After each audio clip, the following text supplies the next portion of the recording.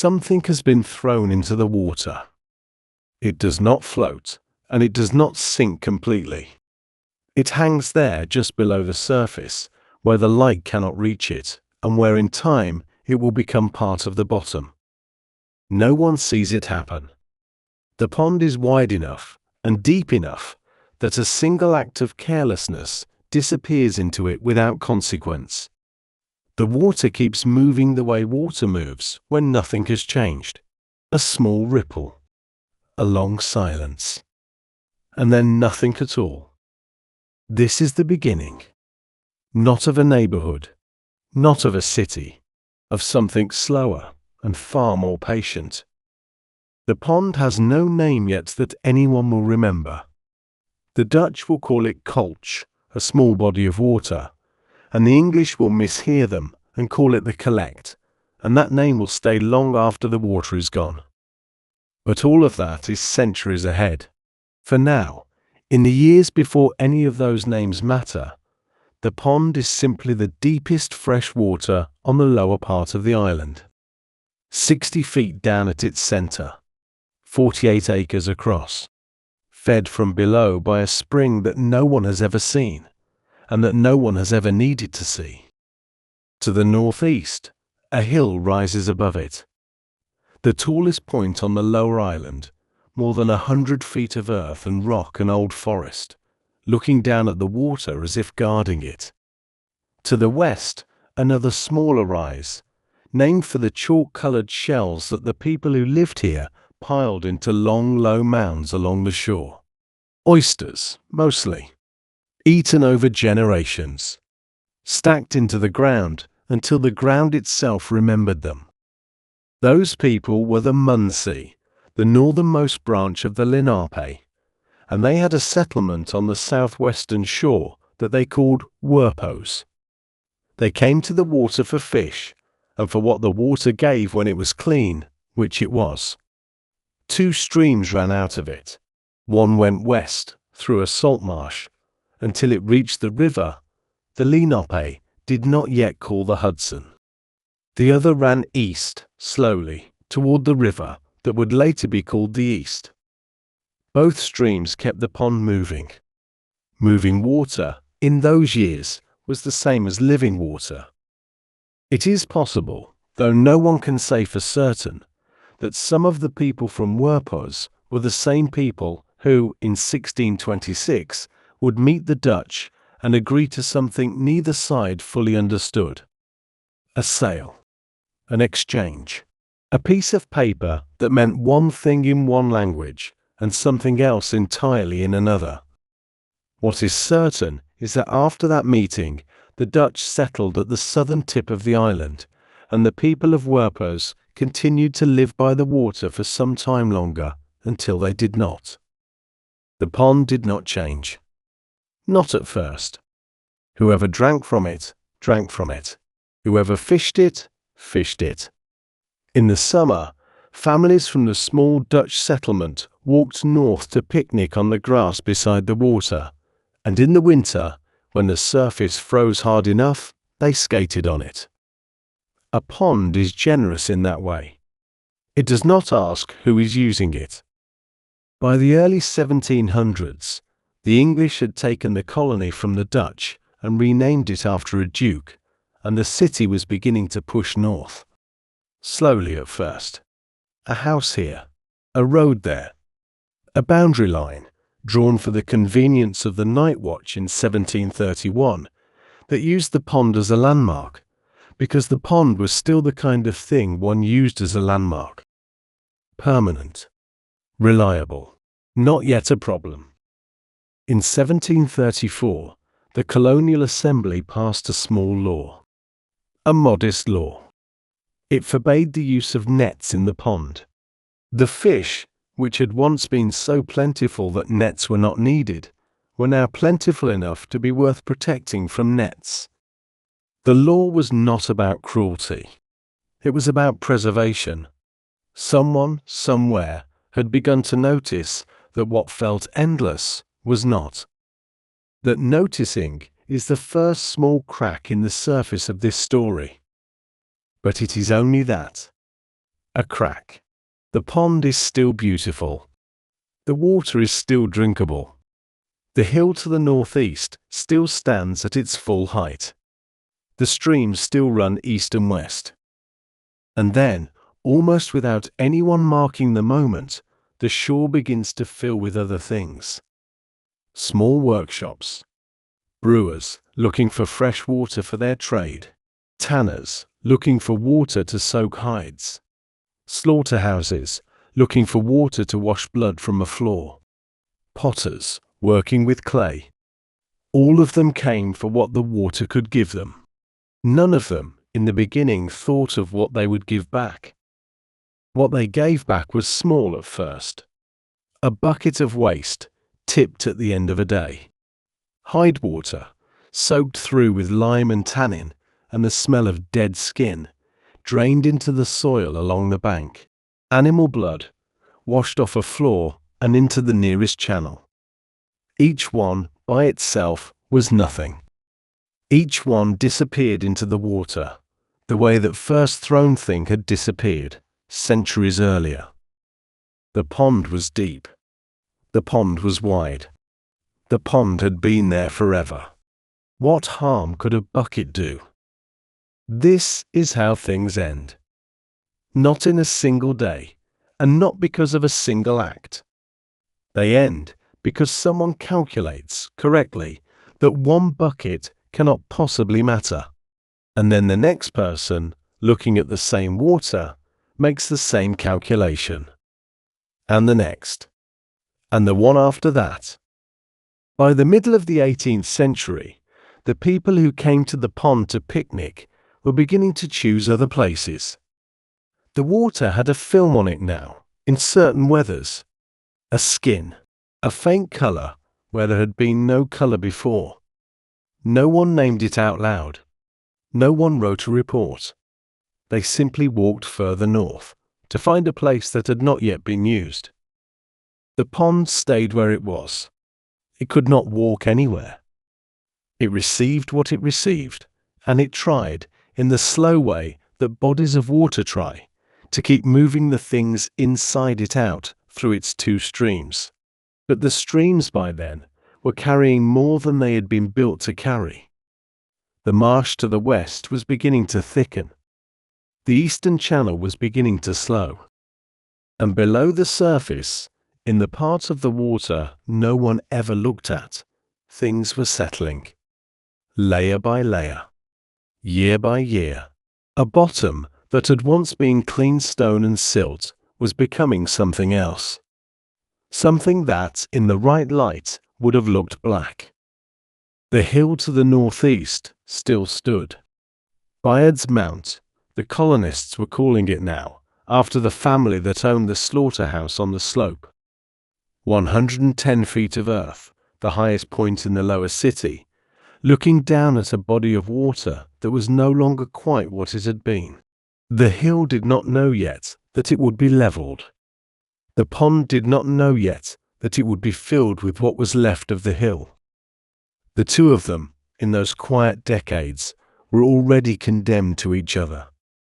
Somewhere on the bottom, beneath layers of slow and patient ruin, the first thing that had ever been thrown into the water was still there. It had become part of the bottom now, indistinguishable. The pond had absorbed it the way the pond absorbed everything. And the spring, deep below, kept feeding the water from underneath. It had been doing that for a very long time. It would keep doing it long after the water above was gone. A man walks past the pond on a warm evening in the 1770s, and he turns his head away. He does not think about why he turns his head. He simply does it. The way the body learns to do things that the mind has not yet agreed to. The smell has been there for some years now. Not strong at first. A faintness on certain afternoons, when the wind came from the wrong direction, when the heat sat on the water without lifting. People who lived nearby learned to keep their windows shut on those days. They did not call it a problem. They called it the weather. By 1792, on the southeastern edge of the pond, a man named Isaac Coulford finishes building a brewery. 3 stories of brick. Solid. Built to last. He needs the water for his trade, and the water is right there, and that is reason enough.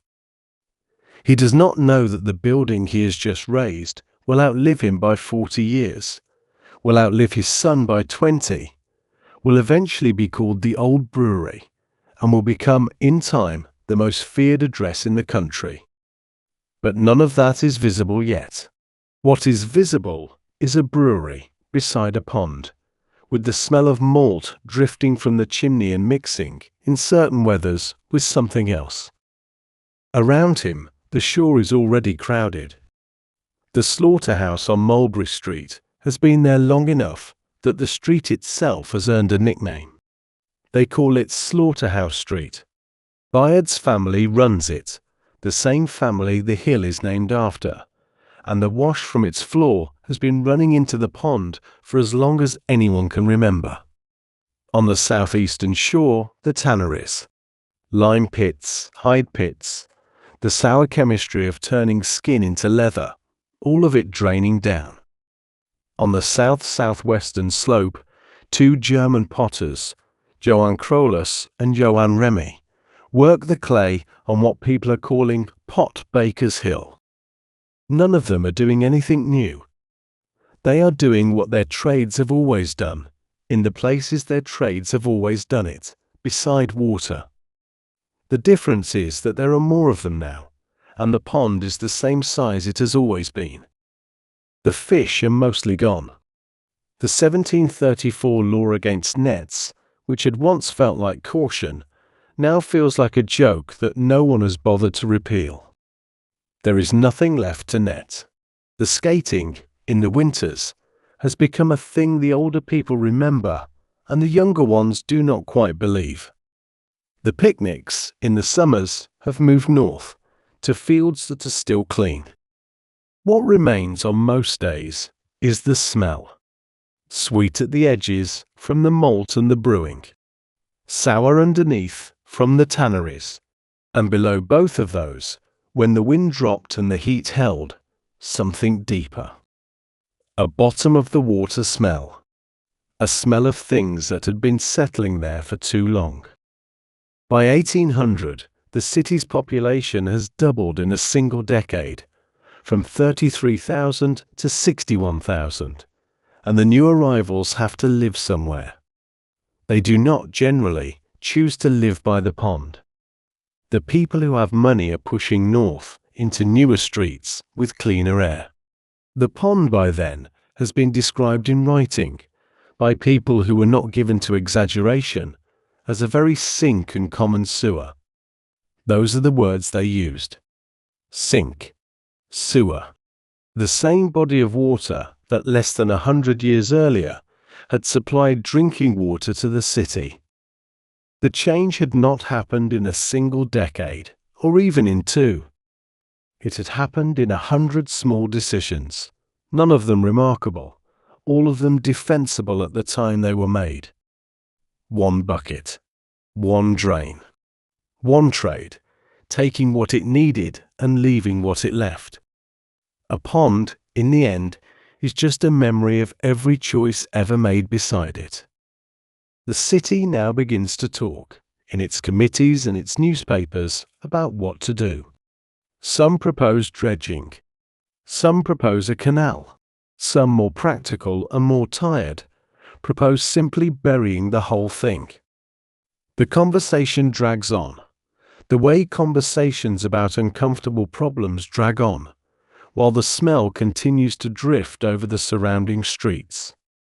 And below the surface, where no one is looking, the bottom keeps growing.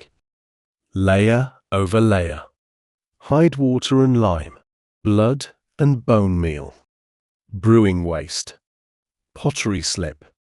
And increasingly, the more domestic discharge of households who have understood that whatever they pour into the street will eventually find its way down. The pond is becoming something the city will not be able to face. The spring, deep below, keeps feeding it. Clean water rising into a body of water that no longer knows what to do with cleanliness.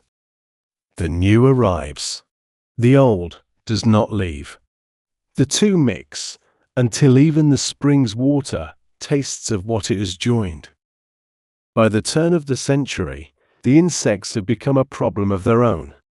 Not just mosquitoes, though those especially, in summer. Other things too, things that breed in standing water, and rise from it in clouds, and carry, though no one yet knows it, the beginnings of the fevers that will start to move through the surrounding streets. Yellow fever, mostly. A few outbreaks, small at first, contained, blamed on bad air. Bad air. That is the phrase the doctors are using. Miasma. A vapor rising from rotting matter, carrying disease the way a current carries a body.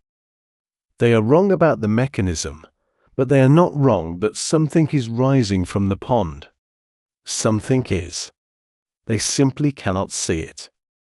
What the city decides in those years just before the new century turns into something else is that the pond cannot stay.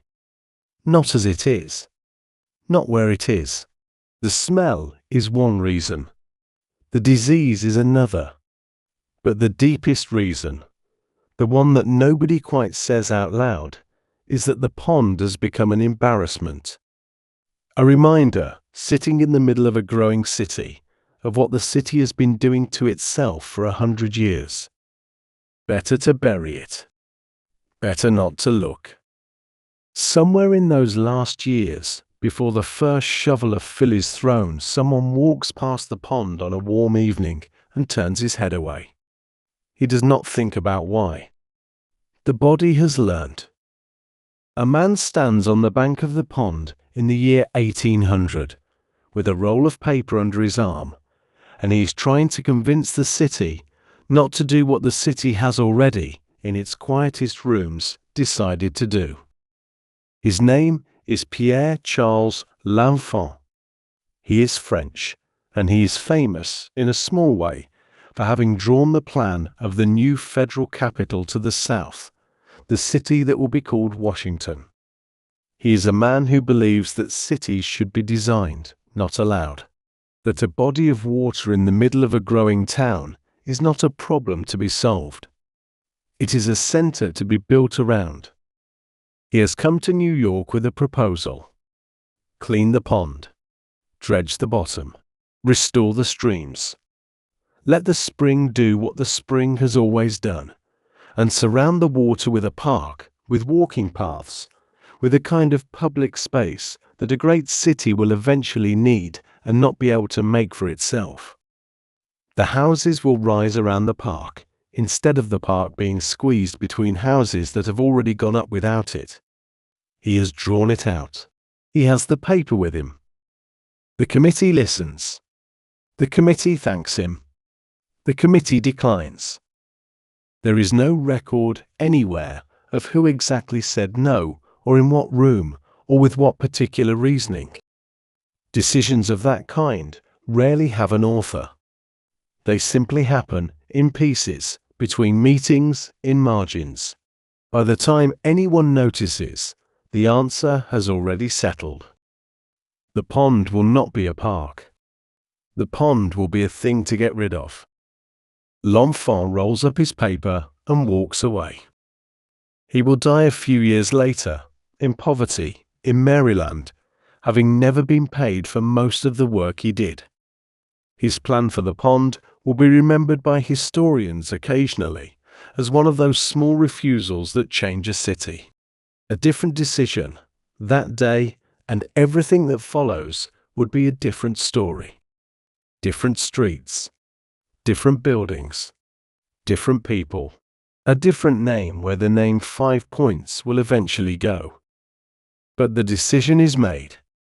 And once a decision of that scale is made, the work begins to take on its own shape, independent of anyone who would have wanted it to go another way. The plan, as it forms over the next few years, is straightforward in the way that bad plans often are. Drain the water, fill the hole, build over it. The drainage will be done by digging a canal running west that will carry the polluted water out through the marsh and into the Hudson.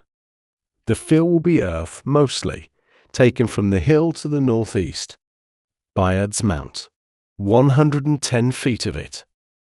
The highest point on the lower island, scheduled, by quiet committee vote, to be cut down to nothing.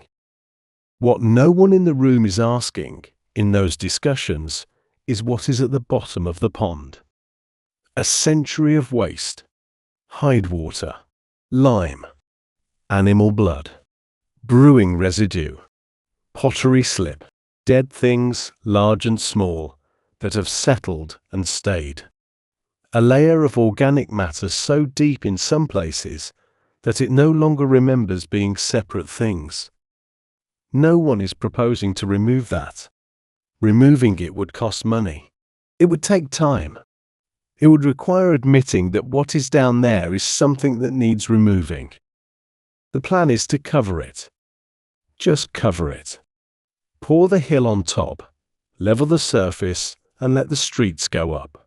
What is buried, the thinking goes, will stay buried.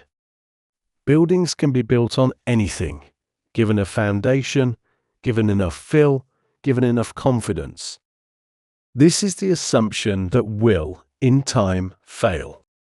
But it has not failed yet, because the work has not yet begun. In 1800, the pond is still there, smelling, insect thick, useless to anyone who would once have used it. But there, visible, a thing the city can still look at, if the city chooses to look. The city is choosing not to. The newspapers, when they mention the pond at all, mention it as a nuisance to be eliminated. No one, in print, is mourning it. Whatever it once was, it has stopped being. A pond that no one wants is not, in the end, a pond. It is simply an inconvenience that has not yet been resolved. And the people who live nearest to it, the ones who breathe its air, the ones whose wells in some streets still draw from the same underground water that feeds the pond from below, those people are increasingly the people the city has stopped paying attention to. The wealthy have moved on. The merchants have moved on. The tradesmen who once worked the pond's edge have closed their shops or pushed north. What remains, around the pond's last years as a pond, is a thinning population of people who could not afford to leave. Their numbers are small for now. They will grow. In 1804, the first canal work begins. Men with shovels, hired by the day, cutting a channel west toward the Hudson. The work is slow and ugly, and the smell, when the channel opens and the water begins to move out through it, is worse than anyone has prepared for. Letters appear in the newspapers complaining about the canal. The same newspapers that have spent years asking for the pond to be eliminated. No one connects the two complaints. The water leaves the pond slowly. Not in a rush. Not in a single day. Inch by inch, over months, then years. What was 60 feet deep at the center becomes 50. Then 40. Then less. The shoreline retreats. The bottom begins, in places, to show. And the bottom, when it shows, is not the clean stone and silt that the early Lenape would have known. It is something else. A black, soft, fibrous matter, smelling of nothing nameable, lying exposed to the open air for the first time in a century. People walk past it and turn away. The way they've been doing for years now. The body learns. The hill to the northeast is still there, still 110 feet high, still casting its long afternoon shadow over what remains of the water. The men with shovels have not reached it yet. But the survey has been done. The orders have been signed. The hill is no longer a hill in the city's mind. It is fill, a quantity of earth waiting to be moved. Somewhere underneath the shrinking pond, the spring is still flowing, pushing clean water up into a smaller and smaller body, into a basin that is becoming, every month, more soil and less water. The spring does not know that the pond is being drained. It will keep doing what it has always done, regardless of what is built above it, for as long as there is anything left of the city. Which is to say, for longer than anything else in this story. The decision has been made. The work has begun. No one in the room, in 1800, knew what they were sealing in. No one in the room, in 1800, would have believed it if told. A neighborhood, they would have said. A neighborhood is what we are building, not a wound. The first cut is made into the side of the hill in the spring of 1808, and the men who make it do not look up. They look at the ground in front of their shovels. A hill taken down is taken down one shovelful at a time, and looking at the whole of it would only slow the work. Bayard's Mount has stood for as long as anyone has measured time on the lower island. The Lenape called it something that has not survived. The Dutch called it something else. The English, after the Revolution, briefly tried to rename it Bunker Hill in honor of a battle fought far away, but the new name never quite took. It remained Bayard's after the family that had owned the slope and the slaughterhouse below it. 110 feet of earth and stone and old root system. The high point of everything south of Canal Street. It comes down over 5 years. Slowly, then faster, as more men are hired, more wagons brought in, more hours added to the working day. The earth from the hill is loaded into carts and rolled south, down to where the pond is waiting. Cart after cart. Day after day. The hill shrinking from one direction, the pond filling from the other. A transaction conducted in soil. What goes into the pond is not only earth. The fill is mixed with whatever else needs to be disposed of. Construction debris from the streets the city is widening. Household waste from the wards north of the worksite. Rotted timber. Broken brick. The fragments of a city that is, in those same years, beginning to build itself in earnest. The fill is loose. It is not packed down. No one is supervising the density. The work is paid by the load, not by the foundation. Below it all, the bottom of the pond is still there, untouched. The black layer. The century of waste. The buried vegetation that has been steeping in still water since before any of these men were born. The fill goes on top of it, like a lid pressed down on a pot that has not stopped cooking. In 1796, 12 years before the first cut into Bayard's Mount, an inventor named John Fitch had floated a small steam-powered boat on the surface of the pond. A wheel, a paddle, a 16-year-old boy named John Hutchings at the steering. Robert Fulton may have been on board watching. Some say he was. Some say he was not. What is certain is that the test worked. The boat moved across the water under its own power, 6 years before Fulton's famous run on the Seine. It was, although no one would have called it that at the time, the last thing the pond was ever asked to do. That was not about getting rid of the pond. By 1811, the work is mostly finished. The pond is no longer a pond. It is a level field, soft underfoot, with a faint dampness that comes through the boots of anyone who walks across it on a wet morning. The hill is gone.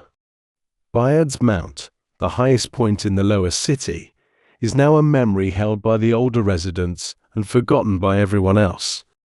The two of them have cancelled each other out. By 1813, even the dampness is being plastered over with new construction. The first houses are going up. Brick fronts, wooden floors, foundations that have been dug a few feet down into the fresh fill and declared sufficient. The neighborhood has a name now, optimistic and forward-looking. Paradise Square. The men who built the houses do not live in them. They are built for sale to middle-class families who want a fashionable address near the center of a growing city. The houses sell quickly. The prices are good. The buyers move in with their furniture and their servants and their certainty that they are buying into the future. Below the floorboards, sealed in by fill that was never properly compacted, the buried vegetation begins, very slowly, to do what buried vegetation does. It releases gas. Methane, mostly. A byproduct of decomposition that in nature would rise into open air and disperse. But there is no open air down there anymore. There is fill. And above the fill, there are boards. And above the boards, there are people. The gas finds its way up anyway. Slowly. Patiently. Through the cracks that no one has noticed yet. In the corners of the cellars. Along the seams of the foundation. It is not enough, in any single moment, to be alarming. It is just a smell that comes and goes. The new owners notice it on certain days, and they assume the drains are bad, and they tell the servants to scrub them. The servants scrub. The smell returns. No one connects it yet to what is underneath. And the spring, far below all of it, keeps pushing water up. The water has nowhere to go now. The streams that once carried it east and west have been built over. The basin that once held it has been filled. So it does what water does when it has been blocked. It rises, quietly, through the fill, saturating it, looking for an exit that is no longer there. On the surface, Paradise Square looks like a neighborhood. The lamps are lit at dusk. The carriages come and go. Underneath, in a darkness that no one has thought to inspect, something is preparing to fail. It will take years. But that is the way of buried things. They keep their own time. A woman in a clean dress walks her hand along a wall in the parlor of her new house in the spring of 1817, and stops. Her fingers have come away damp. She looks at them, then at the wall, then at her fingers again. The wall is freshly painted. The house is 4 years old. It should not be doing this. She wipes her hand on her apron and decides not to mention it. Her husband has been pleased with the house. The address is good. Paradise Square, the new development on what used to be the old pond, is exactly the kind of neighborhood a man in his position should be living in. Brick fronts. Gas lamps along the streets. A small triangular green at the center, where the children of the new families play in the afternoons. The name is everywhere in the city's papers in those years. Paradise Square. Said without irony. Said with the particular pride of people who have bought into something at the right moment. The houses are selling above their listed prices. The streets are being extended. The intersection at the center, where 5 roads meet at uneven angles, has a name no one quite uses yet. The 5 points. A surveyor's term. Geometry, not geography. The woman with the damp fingers is not the only one. Up and down the street, in houses that look identical from the outside, other women are noticing other things. A door that no longer closes flush against its frame. A floorboard in the hallway that has begun to groan when stepped on, where it did not groan a year ago. A faint sweetness in the cellar that the cook cannot trace, and that returns no matter how many times she scrubs. A patch of plaster near the baseboard in the back bedroom that has bloomed a soft grey color overnight. None of them speak to each other about it. A new house is supposed to be a new house. To complain about it would be to admit, somehow, that one had chosen badly. So each of them adjusts. Privately. The damp wall is repainted. The groaning board is covered with a rug. The patch of grey is scrubbed, and when it returns, scrubbed again. And from somewhere on the same street, you can hear it. I want to ask you something before this story goes on. Where are you right now listening to this? What time is it where you are? Somewhere in the world, on a piece of ground that was once something else. Pause for a moment if you can, and notice it. The floor under you, the wall, the hour. If this story is keeping you company tonight, leave a small mark in the comments. Where you are. What time? The archive likes to know who is awake with it. And now, back to the wall. The woman wipes her fingers a second time, on a different part of her apron, and turns to the window. Outside, the gas lamps are being lit. A carriage passes. The new lamplighter, a young man she does not know, nods at her through the glass. Everything visible from her parlor window suggests that she lives in a good place.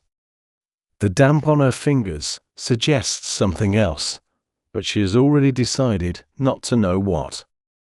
What she does not know, what no one in any of these houses knows yet, is that the floors of Paradise Square have begun, very slightly, to slope. Not enough to be visible. Not enough to make a marble roll across a tabletop, but enough that a careful builder, with a level and a straight eye, would have noticed something was off. No careful builder is being called. The houses are too new for that kind of inspection. The settling, the developers will say, if anyone asks, is normal. All houses settle. Give it time. Time is exactly what the houses are getting. And time, in this particular soil, is not on their side.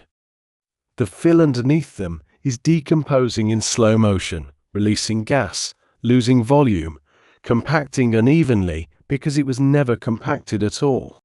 Some sections are dropping faster than others.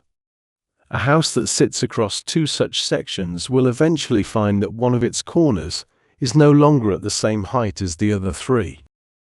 When that happens, the walls begin to crack along diagonal lines. The doors stop fitting their frames. The plaster blooms grey. The cellar begins to smell.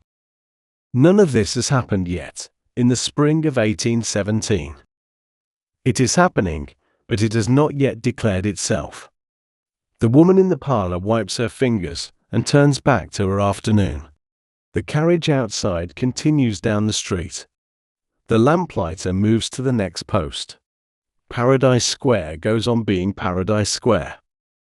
And a few feet below the parlor floor, in a darkness that has never been opened, the spring keeps pushing water up. The water has by now fully saturated the lower layers of fill. It is moving sideways, looking for a path, finding small ones. A seam in a foundation, a gap around a pipe, the base of a brick that was set without enough mortar. The water does not need much. It has time. One day, a few years from now, the woman with the damp fingers will go down to her cellar with a candle and find that the bottom step is wet. She will tell the maid. The maid will tell another maid. Word will move through the street. And by then she will not be the only one. But that is later. For now, she stands at the window in her clean dress, and she watches the lamps come on, and she does not know yet that she has bought a house above a wound that has not finished opening. The bottom step of the cellar stair is wet, and the woman with the candle stands at the top and looks down without going further.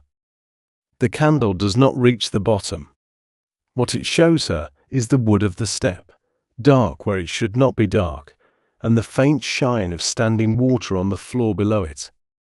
It is the year 1822. She has lived in this house for 9 years. The cellar has been dry for 8 of them. She closes the door and does not go down. She tells the cook, that evening, to use the kitchen pantry for what was kept in the cellar.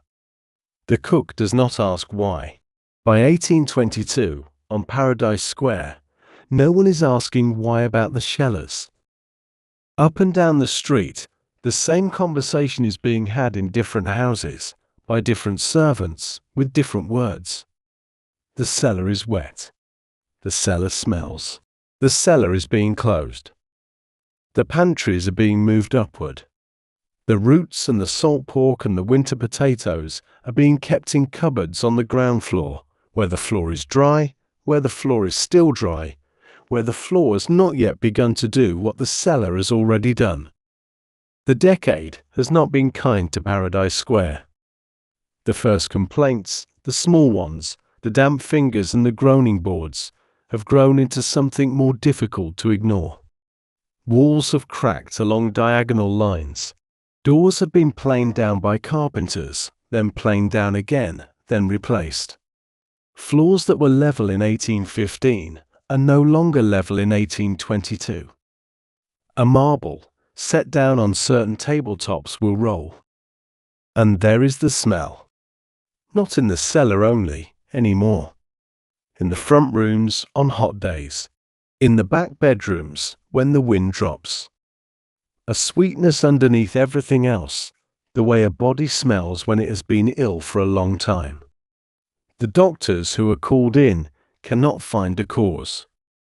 They write it down as bad air, as miasma, as a quality of the neighborhood that the residents will simply have to bear. The mosquitoes have come back. No one expected the mosquitoes. The pond was drained, the marsh was filled, the streams were buried. There was nowhere left for mosquitoes to breed.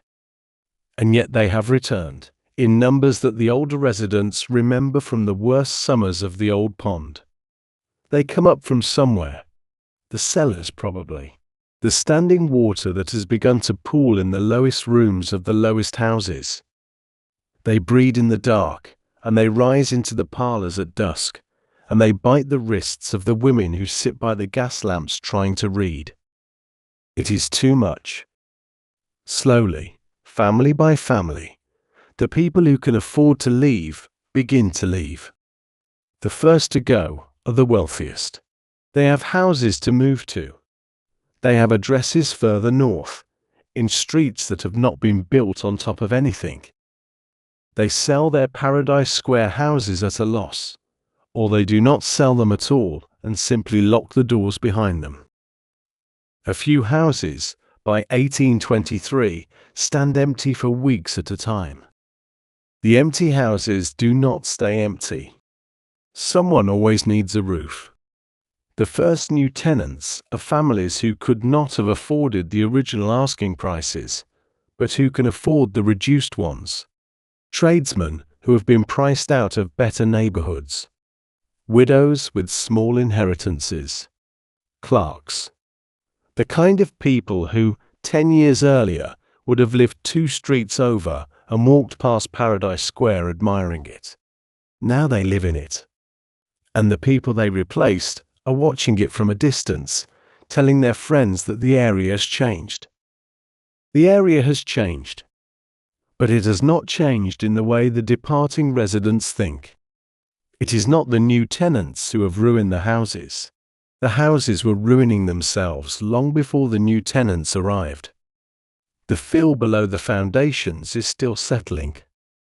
The methane is still rising.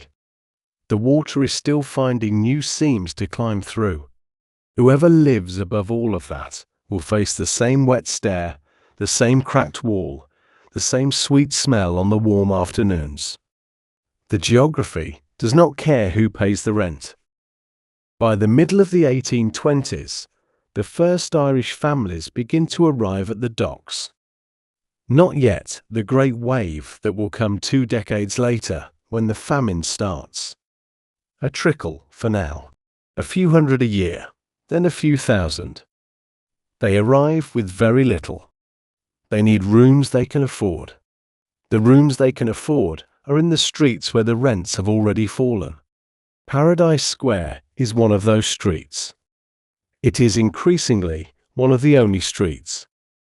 The original developers are long gone. The houses are owned now by men who bought them cheap from the families who fled, and who are renting them out by the room, and then by the half room, and then by the corner of a half room. A house that was built for one family in 1813 may by 1828 have 30 people sleeping in it. The owners do not live in the houses they own. They live elsewhere. They send a man once a month to collect what is owed. And the woman with the candle, the one who closed her cellar door in 1822, has by now closed her front door for the last time. She has gone north to her sister's house, and from there to a smaller place of her own, near a park that did not exist a decade ago. Her old house on Paradise Square, the one she bought new, the one whose damp walls she chose not to mention to her husband, is now occupied by 3 families who have never met each other. They share a stairwell. They share a privy in the yard. They do not share a language. The cellar downstairs is no longer a cellar. It has become something else. A pool when it rains. A hollow when it doesn't. A space that no one goes into, that no one cleans, that no one mentions when they pay the rent. The water that fills it comes and goes with the weather, and with the tide of the rivers far below the streets, and with the slow patient rising of the spring that has not, in any of these years, stopped feeding what is no longer there to feed. From the street, in the lamplight, the houses still look like houses. The brick fronts are still standing.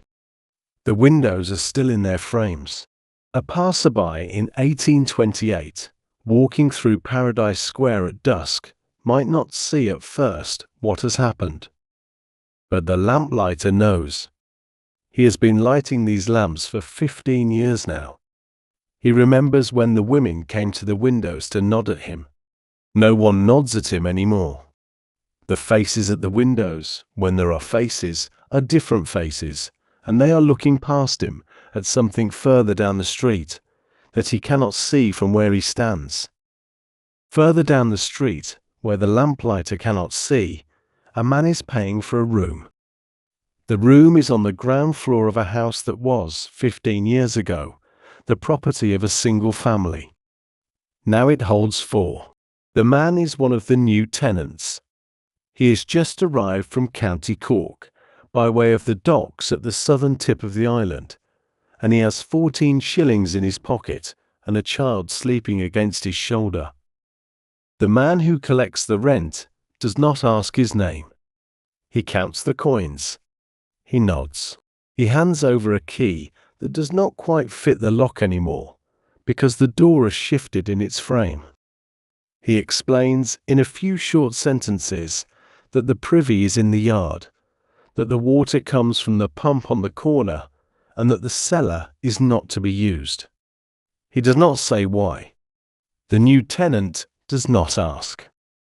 It is somewhere in the early 1830s. The exact year does not matter. What matters is that the neighborhood has by now acquired its name. Not Paradise Square anymore. No one calls it that. The newspapers, when they write about it, use a different name now. They use the surveyor's word, the one that nobody had quite needed before, the 5 points. The name comes from the intersection.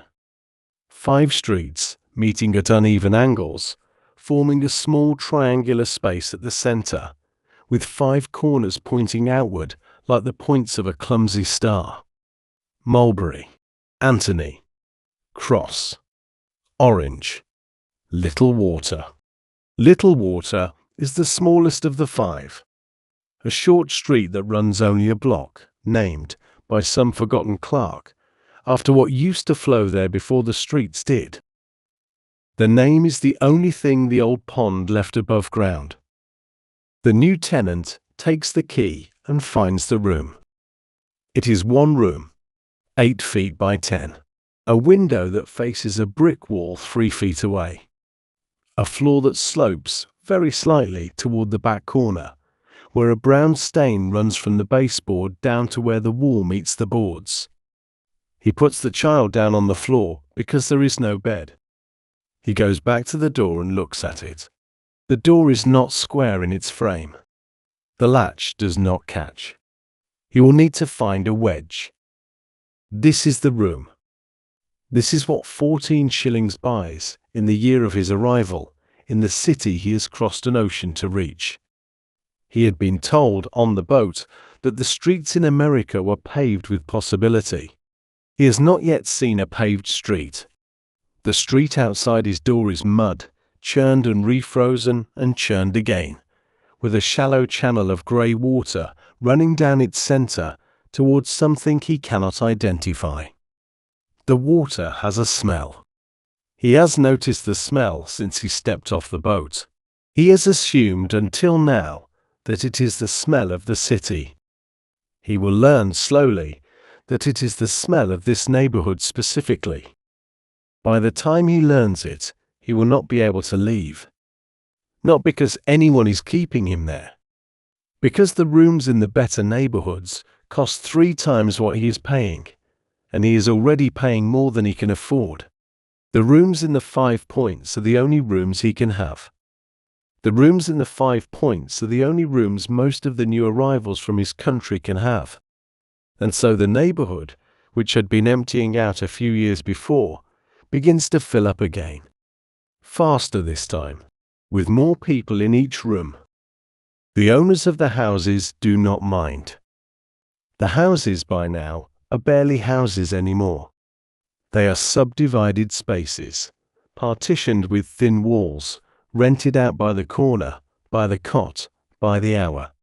A house that was built in 1813 to hold one family of 6 holds, by 1834, perhaps 50 people, perhaps 80. No one is counting. The owners are not asking. The city is not asking.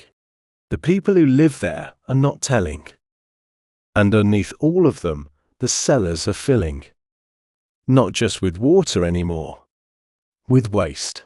The privies in the yards have begun to overflow.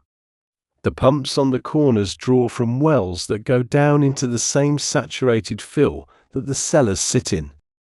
The water that comes up from those pumps is not the water that came up 10 years ago.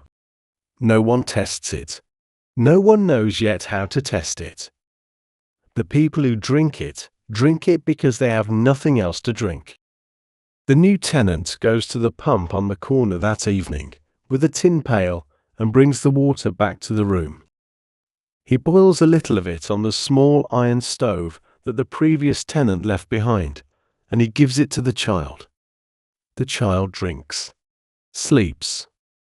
The man sits on the floor, against the wall opposite the brown stain, and waits for morning. Outside, the street goes through its night.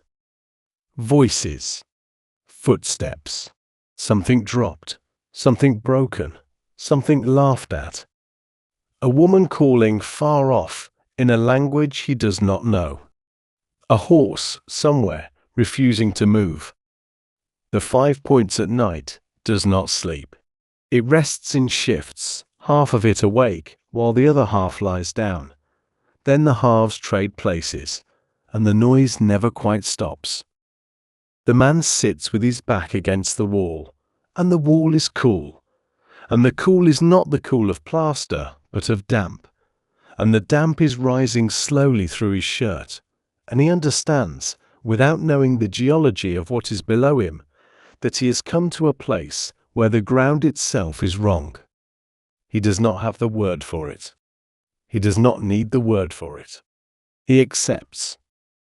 That is what the 5 Points takes from each new arrival before it takes anything else. Not their money. Not their health. Not yet. First, it takes their objection. The understanding that things should be otherwise. Once that is gone, The rest of what is going to happen can begin. The child stirs against him in her sleep. He does not move. The candle on the windowsill has burned down to almost nothing. When it goes out, the room will be black. He waits for it. The candle goes out, and the room is black. And somewhere in another room on the same street, a woman wakes in the middle of the night with a cramp in her stomach that she cannot place. It is June of 1832. She has been in the 5 Points for 2 years. She has had cramps before. This one is different. She gets up in the dark, and she does not make it to the privy in the yard. By morning, she is on the floor of the corridor outside her room, and she cannot stand, and she is asking for water in a voice that has already started to change. By the end of the day, she is dead. By the end of the week, 11 people on the same street are dead. By the end of the month, the city has begun to count, and the city has stopped being able to keep up with the counting. It has a name: cholera. It came across the ocean from Europe earlier in the year, on a ship, in someone's body, and it landed first in Quebec, and then in Montreal, and then it began moving south, the way diseases moved in the 1830s, faster than the news of them. By the time the first newspaper in New York printed a warning, the disease was already in the cellars of the 5 Points, drinking from the same pumps the people drank from. No one in the city, in 1832, understands what cholera is. The doctors are wrong about it. The newspapers are wrong about it. The reformers and the preachers and the politicians are all wrong about it, and they are all wrong about it in the same way. They believe it is a disease of behavior. They believe it strikes those who deserve to be struck. The drinkers, the unwashed, the Irish, the poor, the women in the rooms upstairs from the saloons. They believe that the disease is, in some quiet way, a moral correction. The newspapers print this openly. One of them, in the middle of July, runs a paragraph about a woman at 62 Mott Street, in the heart of the neighborhood, who was at her mirror at 1 in the afternoon, fixing her hair, and was carried away in a hearse 2.5 hours later. The paragraph does not mourn her. It uses her as an example. The disease, the paper says, is now openly punishing the haunts of vice and pollution. The respectable parts of the city, the paper assures its readers, remain in good health. This is a lie, although the paper does not know it is a lie. The disease has begun in the 5 Points, because the 5 Points has the worst water and the most people pressed into the smallest rooms, but it does not stay in the 5 Points. Cholera moves with the water. Water moves through the city. So does the disease. Within weeks, it is in the wards north of the slum. Within a month, it is in the houses of merchants who have never set foot in Mulberry Street. The respectable parts of the city are not safe. They are simply being struck more slowly. But the lie holds, in the press and in the pulpits, because the lie is comforting. If the disease is moral, then the moral are protected. If the disease comes from behavior, then behavior can ward it off. If the people dying in the 5 Points are dying because of who they are, then the people not dying need only continue being who they are. The lie does not save anyone, but it saves the city, briefly, from having to look at its water. And the water keeps coming up. From the pumps on the corners, from the wells in the yards, from the same saturated ground that the cellars have been swallowing for 15 years. Every pail of water drawn in the 5 Points, in that summer, comes from the same general source as the waste being poured back into the privies a few feet away. No one can see the connection. No one will be able to see it for another 40 years. John Snow, in London, will not run his famous experiment until 1854.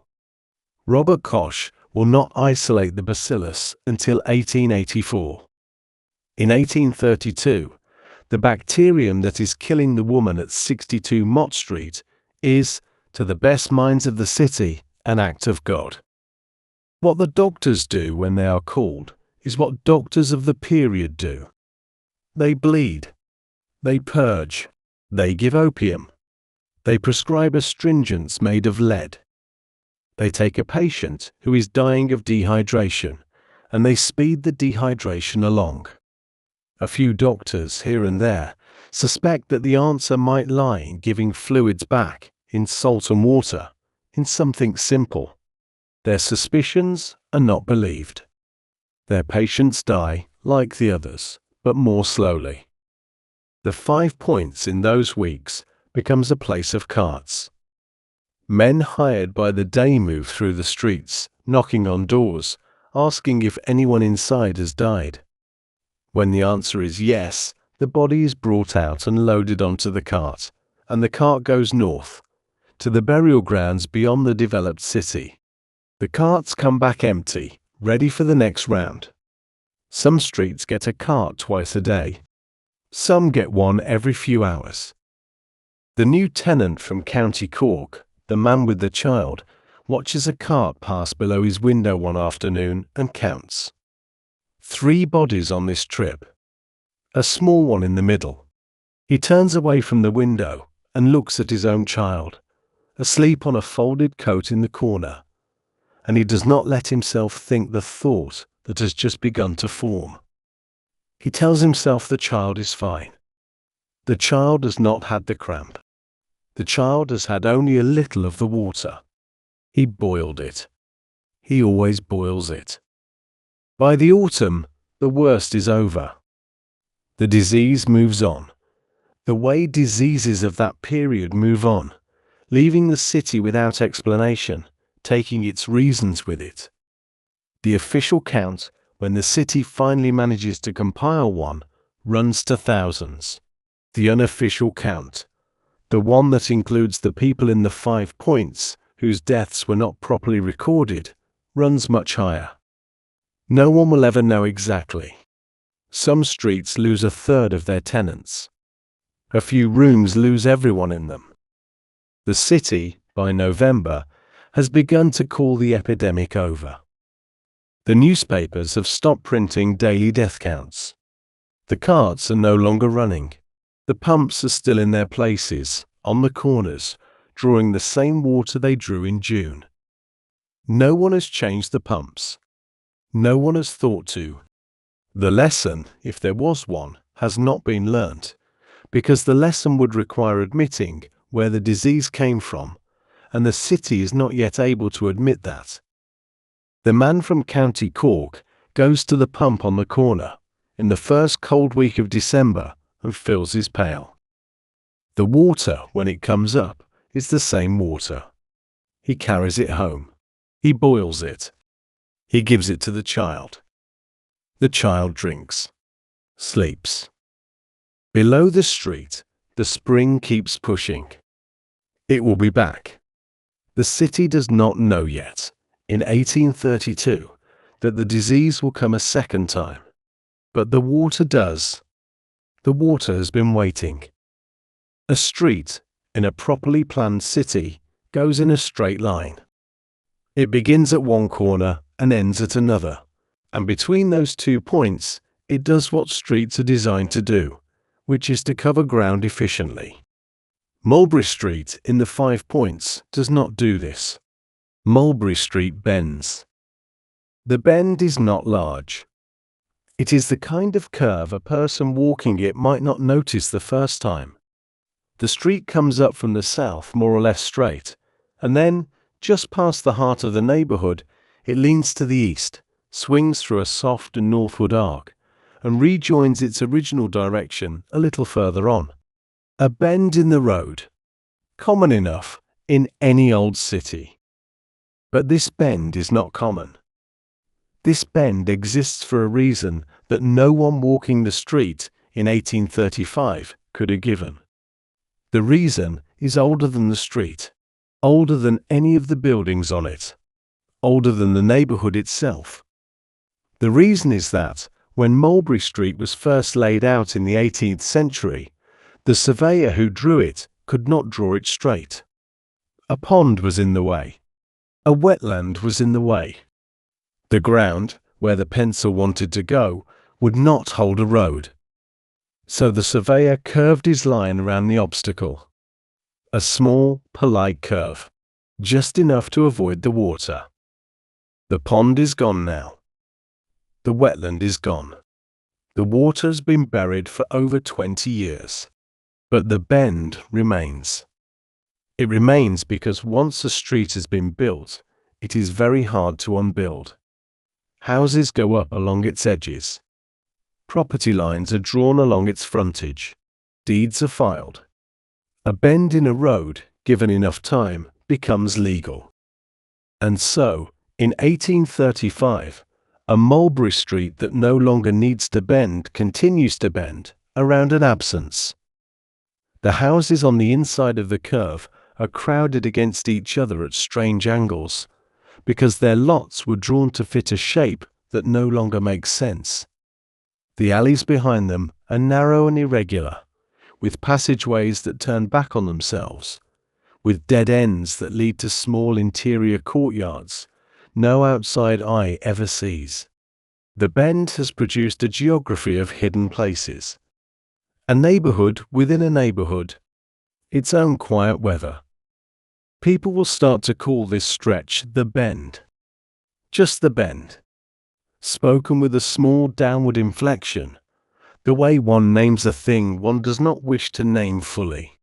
The bend, by the 1840s, will be the most densely populated piece of ground in the country. By the 1880s, it will be photographed, written about, decried. The reformer Jacob Riis will give it a chapter of its own in his book about how the other half lives. But that is 50 years away. In 1835, the bend is still being filled. The buildings inside the curve are not built so much as they are accumulated. A house goes up against another house. A back wall is added behind it, enclosing the space between. A wooden shed appears in the new courtyard. The shed is, within a year, a structure with a roof and a window and a door, holding a family. Another shed is built against the first. Then another. The bend, from above, would look less like a neighborhood than like something growing. A coral. An accretion. And in the center of all of it, where the original wetland once curved, the ground is, even now, slightly lower than the ground around it. Not by much. 6 inches. A foot. But enough that when it rains, the water in the bend goes nowhere. It pools. It sits in the alleys. It rises at the doorsteps. It seeps into the cellars of the houses, and it stays there, sometimes for days, sometimes for weeks, until enough of it evaporates or drains down through the saturated fill below to make the streets passable again. The residents learn to live with it. They build small wooden walkways between the doorways. They wear different boots in the rain. They keep what they value above the floor. What they cannot lift, they accept that they will lose eventually. The water comes for everything, given time. And the geography that drew the bend in the first place has not gone anywhere. The pond is gone, but the depression in the land remains. The streams are gone, but the water table is still high. The spring far below still feeds the same general space it has always fed. The neighborhood has been built on top of a memory the land does not let go of. Every tenement in the bend, in some small way, is leaning into the curve of a body of water that no one alive has seen. The man with the candle from County Cork lives now on a street outside the bend, half a block away. He has been in the 5 Points for several years. The child is older. She walks. She knows the corners. She knows which alleys to avoid after dark, although she has not been told why. She knows the smell of the Bend the way another child, in another city, might know the smell of a particular bakery, a landmark made of air. And in the houses inside the curve, the rooms keep filling. A family arrives from somewhere, takes a room, leaves a room, dies in a room, and another family arrives. The doors do not stay closed for long. The Bend, by 1840, will hold more people per acre than any patch of ground in the Western world.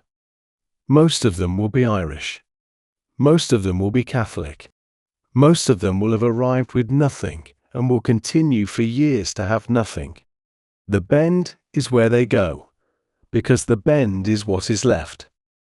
It is a piece of ground that the city cannot quite see, even though the city walks past it every day. The Bend hides what it contains.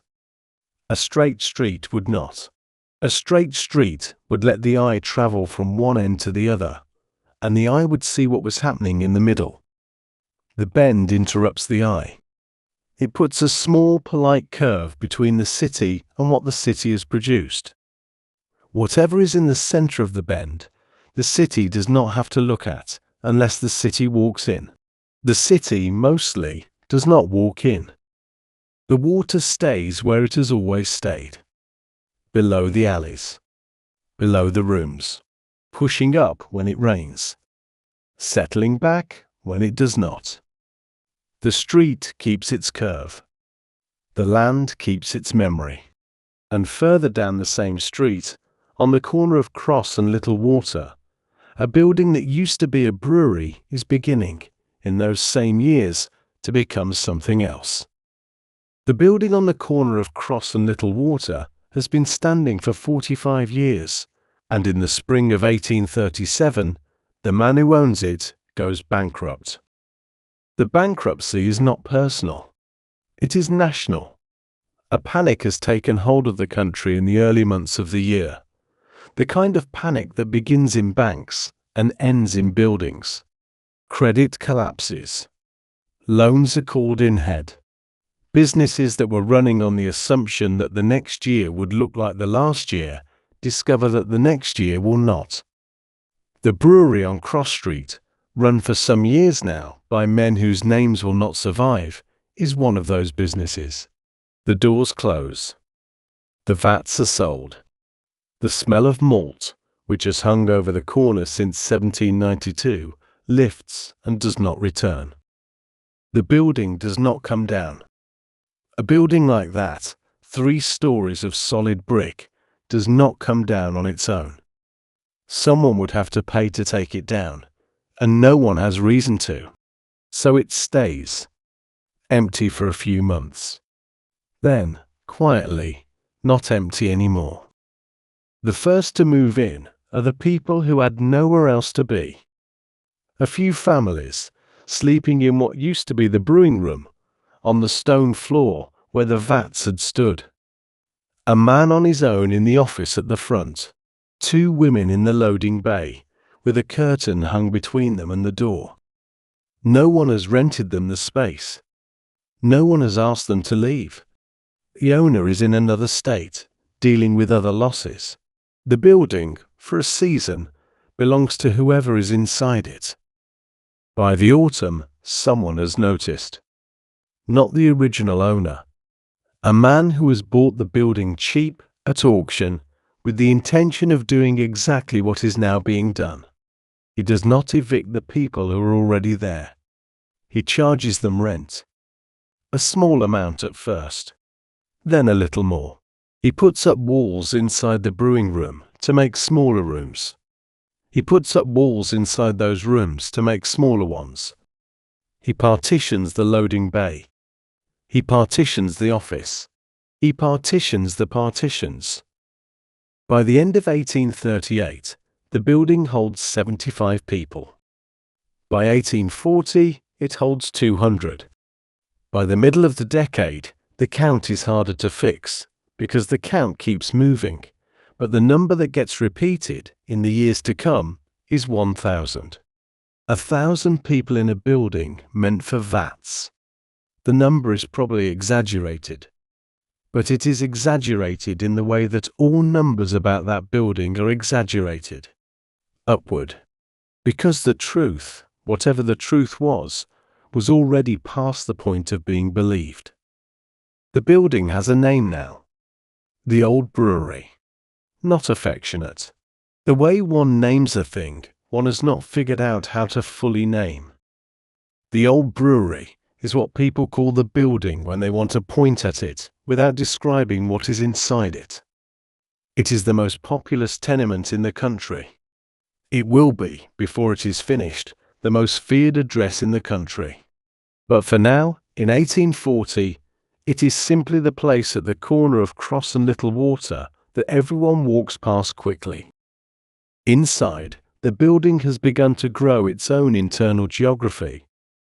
Corridors that were not there when it was a brewery have appeared, opened up between rooms by tenants who needed a way through.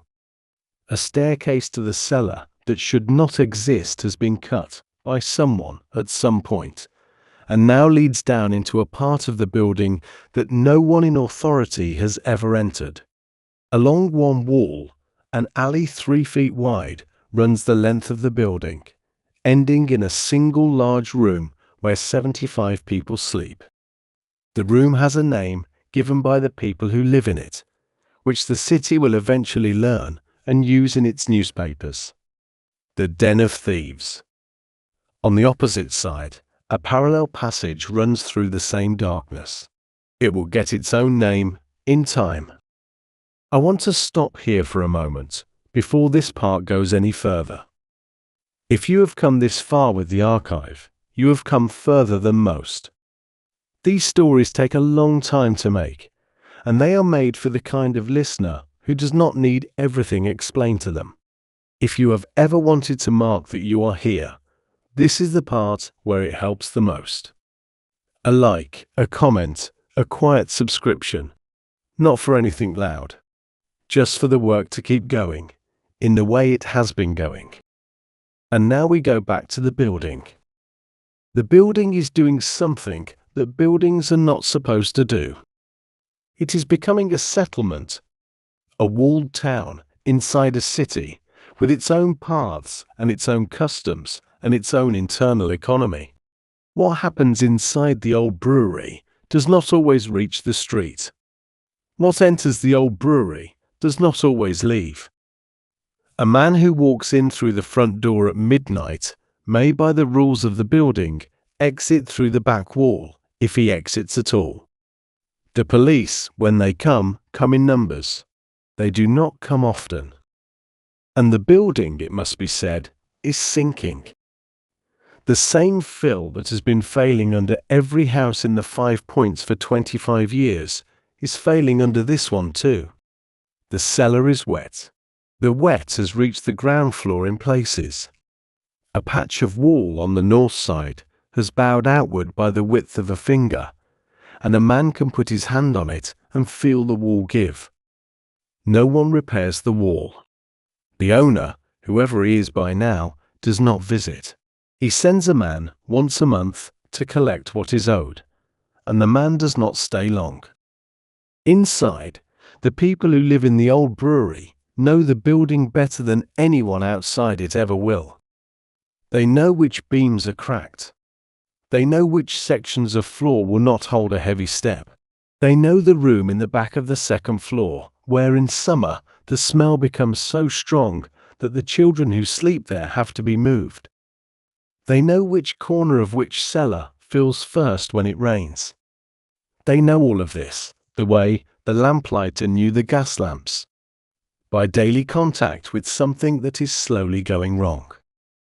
And below the cellar, where no one has gone in years, the spring is still pushing. The water has fully claimed the lowest level of the building now.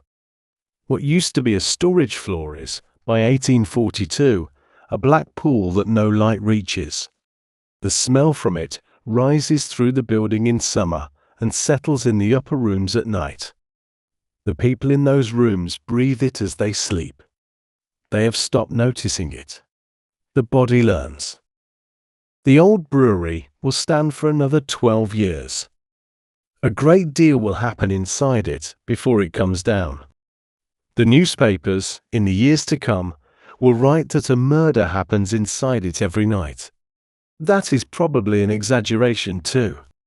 But like the count of the residents, it is an exaggeration shaped by something that was true enough to be believed. The corner of Cross and Little Water, where the malt used to drift in the air, smells of something else now. A passerby, walking past quickly, might notice and might not.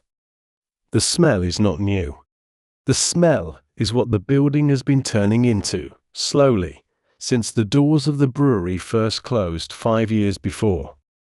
It is the smell of 1,000 people living above water that does not move.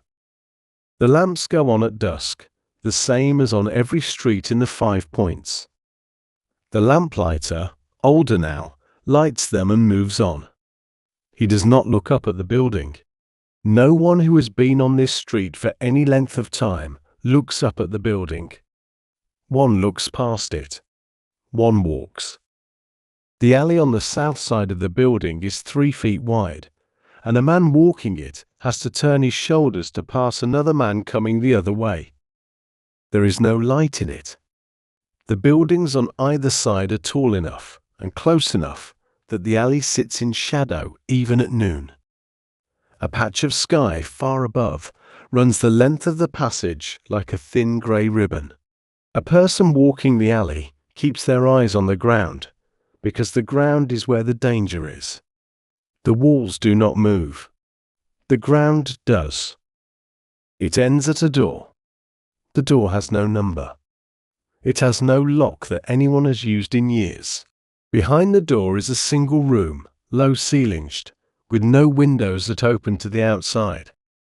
75 people live in this room. Men, women, children. Black and white, the records will say. Without furniture. Without amenities. Without privacy of any meaningful kind. The room is the bottom of the building, in every sense the word can hold. The room has a name. The Den of Thieves. The name was not given to it by an outsider. The people who live in it gave it to itself. An act of accurate self-naming, which is rarer than it sounds. The name has reached the newspapers by 1843, and the newspapers have begun to use it without quotation marks, the way one uses any name that has settled into the language. On the opposite side of the building, a parallel passage runs through the same darkness. Another 3-foot alley. Another shadow at noon. Another door at the end. The passage has its own name, and the name is exactly what one would expect. Murderer's Alley. No one names a passage that, except by accumulation. A name like that is earned, one event at a time, until it stops being a description and becomes an address. What happens in the old brewery in those years is not, in any single instance, something the city has not seen before. A man is robbed at knife point in an alley. A woman is found dead in a room where she had been earning rent. A child does not come home. A dispute over a few coins ends, with one of the disputants on the floor, and the other gone before the police arrive. These things happen, in some form, in every poor district of every city of the period. What is different about the old brewery is the density. The events are the same. They are simply happening in the same rooms, on the same floors, against the same walls, again and again, until the walls themselves seem to remember. And the police, when called, come reluctantly. Not because they are afraid, exactly, although some of them are. Because the building does not yield information. A constable who walks into the old brewery to ask who killed a man in Murderer's Alley last night will be met with silence. Not hostile silence. Worse than hostile. Comprehensive. No one saw anything. No one heard anything. No one was there. The man, by the testimony of every person in the building, has died of his own accord, alone, in a passage where, as it happens, no one was passing. The constable writes it down and leaves. The silence is not malice. The silence is a kind of architecture. A building like the old brewery, with 1,000 people in it, cannot survive if its residents talk. A constable who walks back out with a name will return, sooner or later, with another constable. Then with a magistrate. Then with the press. The press will write a story. The story will draw attention. Attention will produce reformers. Reformers will produce inspections. Inspections will close rooms. The people in those rooms have nowhere else to go. So the silence holds. Not because anyone has decided, because everyone has understood. The legend will grow in the years that follow. A murder night, the newspapers will say. For 15 years. The number is impossible. The number is also, in a way that is harder to dismiss, the truth as the city felt it. Whether or not a body fell every night in the old brewery, the city believed that one might have. The building had become a place where the worst thing one could imagine happening was always the thing that had probably just happened. Inside the building, the people who live there know which version is closer to true. They do not say. Saying would not help them. Most of them have come from places where saying did not help either. They keep their counsel. They watch the doors. They sleep in shifts when they can. A child in the den of thieves, by the age of 6, has learned to recognize the sound of certain footsteps in the alley and to hide before the footsteps reach the door. The sound is not a name the child knows, only the sound. The mother does not have to teach the lesson twice. And the building, all the while, continues to give. Not in the ways that buildings are supposed to give. It gives shelter that barely qualifies as shelter. It gives walls that do not keep out the cold. It gives a roof that leaks in 3 of its 4 sections. It gives a cellar that is, at most times of the year, an indoor pond. But it gives an address, a door to walk through, a place to put a coat down at the end of a day. For the people inside it, who have nothing else, that is more than the city outside is offering. The owner, by the middle of the 1840s, has not been seen for a long time. The man who collects the rent comes once a month, takes the coins and leaves. He does not enter the rooms. He stands in the hallway on the ground floor and waits for the residents to come to him. They come. They pay. He leaves. The transaction is the only contact the building has with the world outside. What happens between visits, no one outside the building can verify. What is verified is that the building is still standing, that people are still entering it, and that some of them are not coming back out. The arithmetic, over time, becomes impossible to balance. More go in than come out. The difference must be somewhere. The cellar, perhaps. The walls themselves, in the worst of the rumors. No one looks. No one is permitted to look. The silence holds. And outside, on the corner where the malt used to drift, the lamps come on at dusk. The lamplighter does not light them anymore. Another man does, younger, who never knew the original lamplighter, who has never heard the building described as anything other than what it is now. He lights the lamp on the corner. He glances at the alley. He moves on. The patch of sky above the alley darkens with the sky above the rest of the city. Inside the den of thieves, the 75 people in the windowless room cannot see it grow dark. They have other ways of knowing the hour. The footsteps in the alley change rhythm. The voices outside grow either quieter or louder, depending on which kind of night it will be. A door, somewhere far above, closes. A door, somewhere closer, opens. And below the room, beneath the boards, the cellar fills slowly with the night's water. The spring keeps doing what the spring has always done. It does not know the names the room has been given. It does not know that a constable has stood in the hallway today and left empty-handed. It only knows that the basin where it was supposed to surface has been filled, and that it has nowhere to go but up. It comes up. It always comes up. A ship arrives at the southern tip of the island in the autumn of 1846, and the people who walk down its gangway have not eaten properly in 8 months. They are thin in a way that the dock workers have not seen before. Not the thinness of poverty, which the dock workers know well. A different thinness, a thinness that has eaten its own muscle. Cheekbones that show through the skin in a way cheekbones are not supposed to. Eyes that have sunk back into the head and seem to focus on nothing in particular. Children who do not cry, because crying takes energy they do not have. Adults who walk with a careful, measured step, conserving each motion against a hunger that has become permanent. The dock workers, who have been processing arrivals from Ireland for 25 years, have never seen these arrivals. The earlier Irish came thin too, but their thinness was the thinness of a hard journey. Eat for a week and the thinness goes. These new ones will not eat for a week and gain weight. These new ones have crossed a line that the body does not easily cross back over.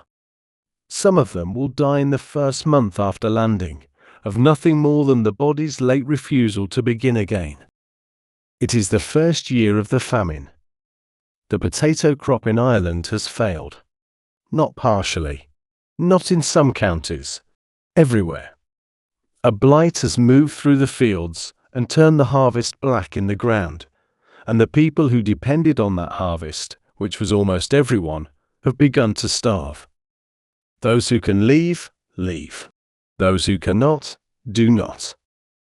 The leaving will continue for the next 6 years, and by the end of it, more than 1 million people will have crossed the ocean, and another 1 million will have died at home. The country itself will lose in those years 1/4 of its population.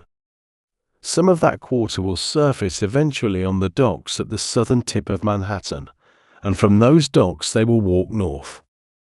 They walk north because that is where the cheap rooms are.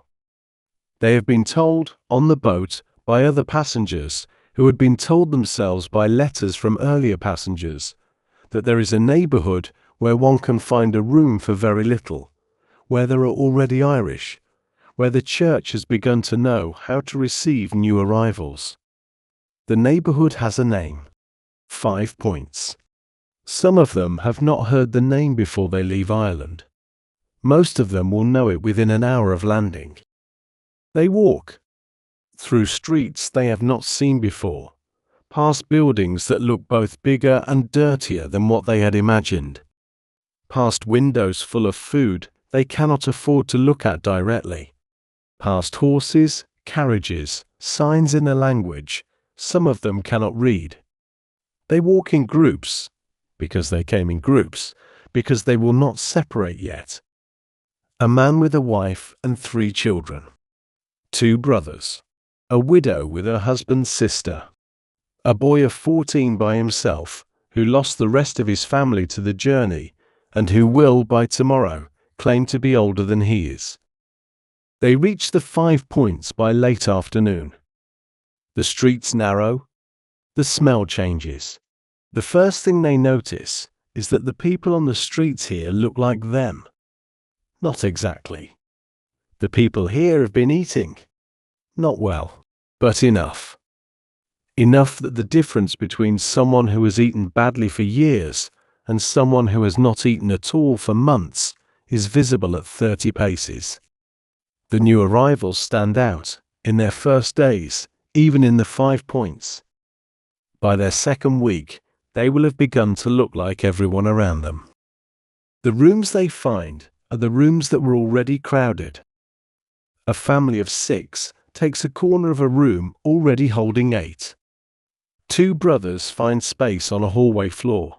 The widow and her husband's sister are taken in by a cousin who has been in the country for 3 years and who has been waiting, with a small dread, for them to arrive. The boy of 14 pays for a single night in a cellar on a pile of straw and decides by morning that he will sleep in alleys instead. Alleys are cheaper.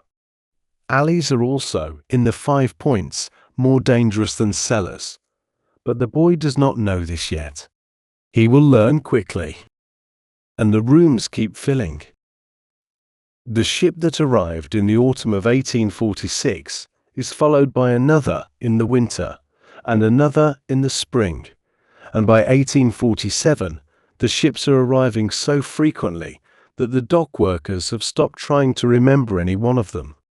They have begun to call them, among themselves, by the only name they accurately deserve: coffin ships. Not because the ships look like coffins, because of how many people, on the average crossing, do not survive the journey. Typhus, mostly. Dysentery. The simple consequences of crossing an ocean while already starving. In a hold below deck, where the air does not move, and the buckets that serve as toilets do not get emptied. A ship that loses 1/10 of its passengers is considered, by the standards of those years, a successful crossing. By 1850, by the most conservative estimates, more than 100,000 Irish have come through the port.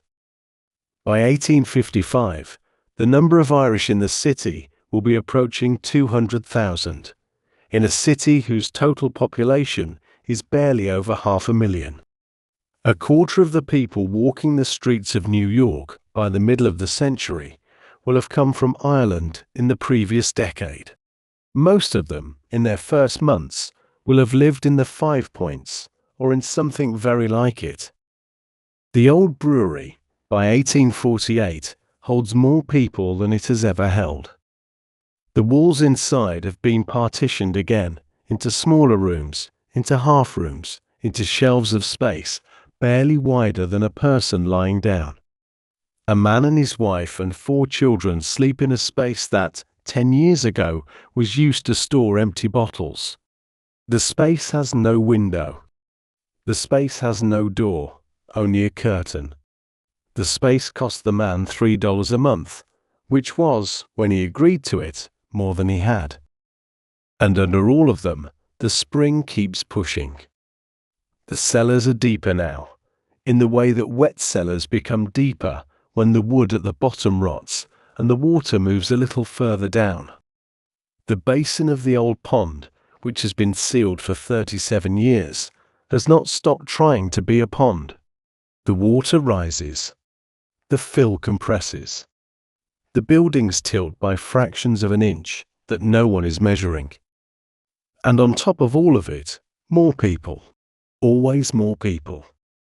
The man from County Cork, the one with the candle and the child, is not at the docks to meet the new arrivals. He has been in the 5 Points for 15 years now.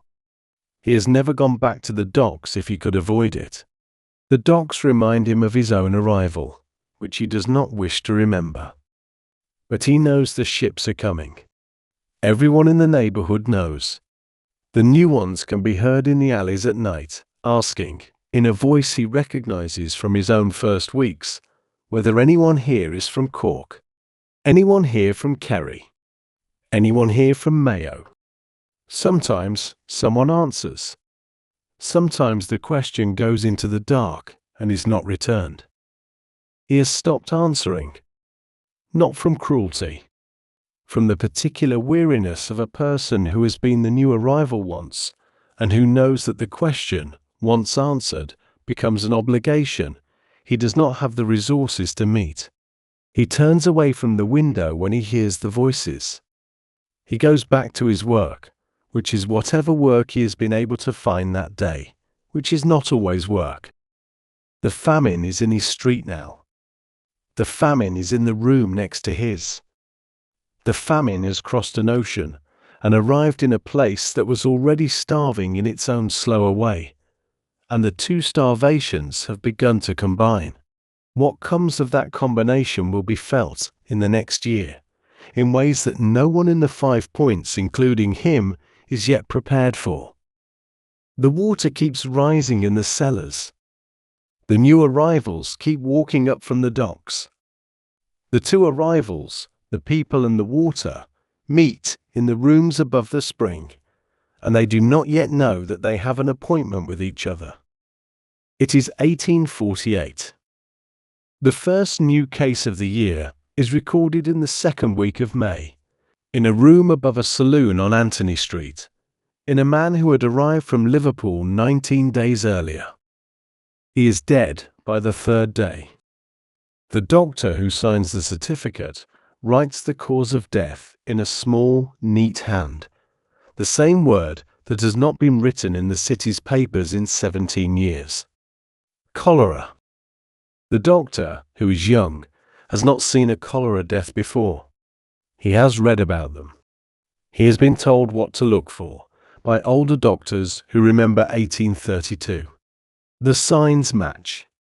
The cramping, the dehydration, the collapse, the skin that becomes cool and slack and discolored, the voice that changes in the last hours, becoming quieter, becoming reedy, becoming finally a whisper that cannot ask for water anymore.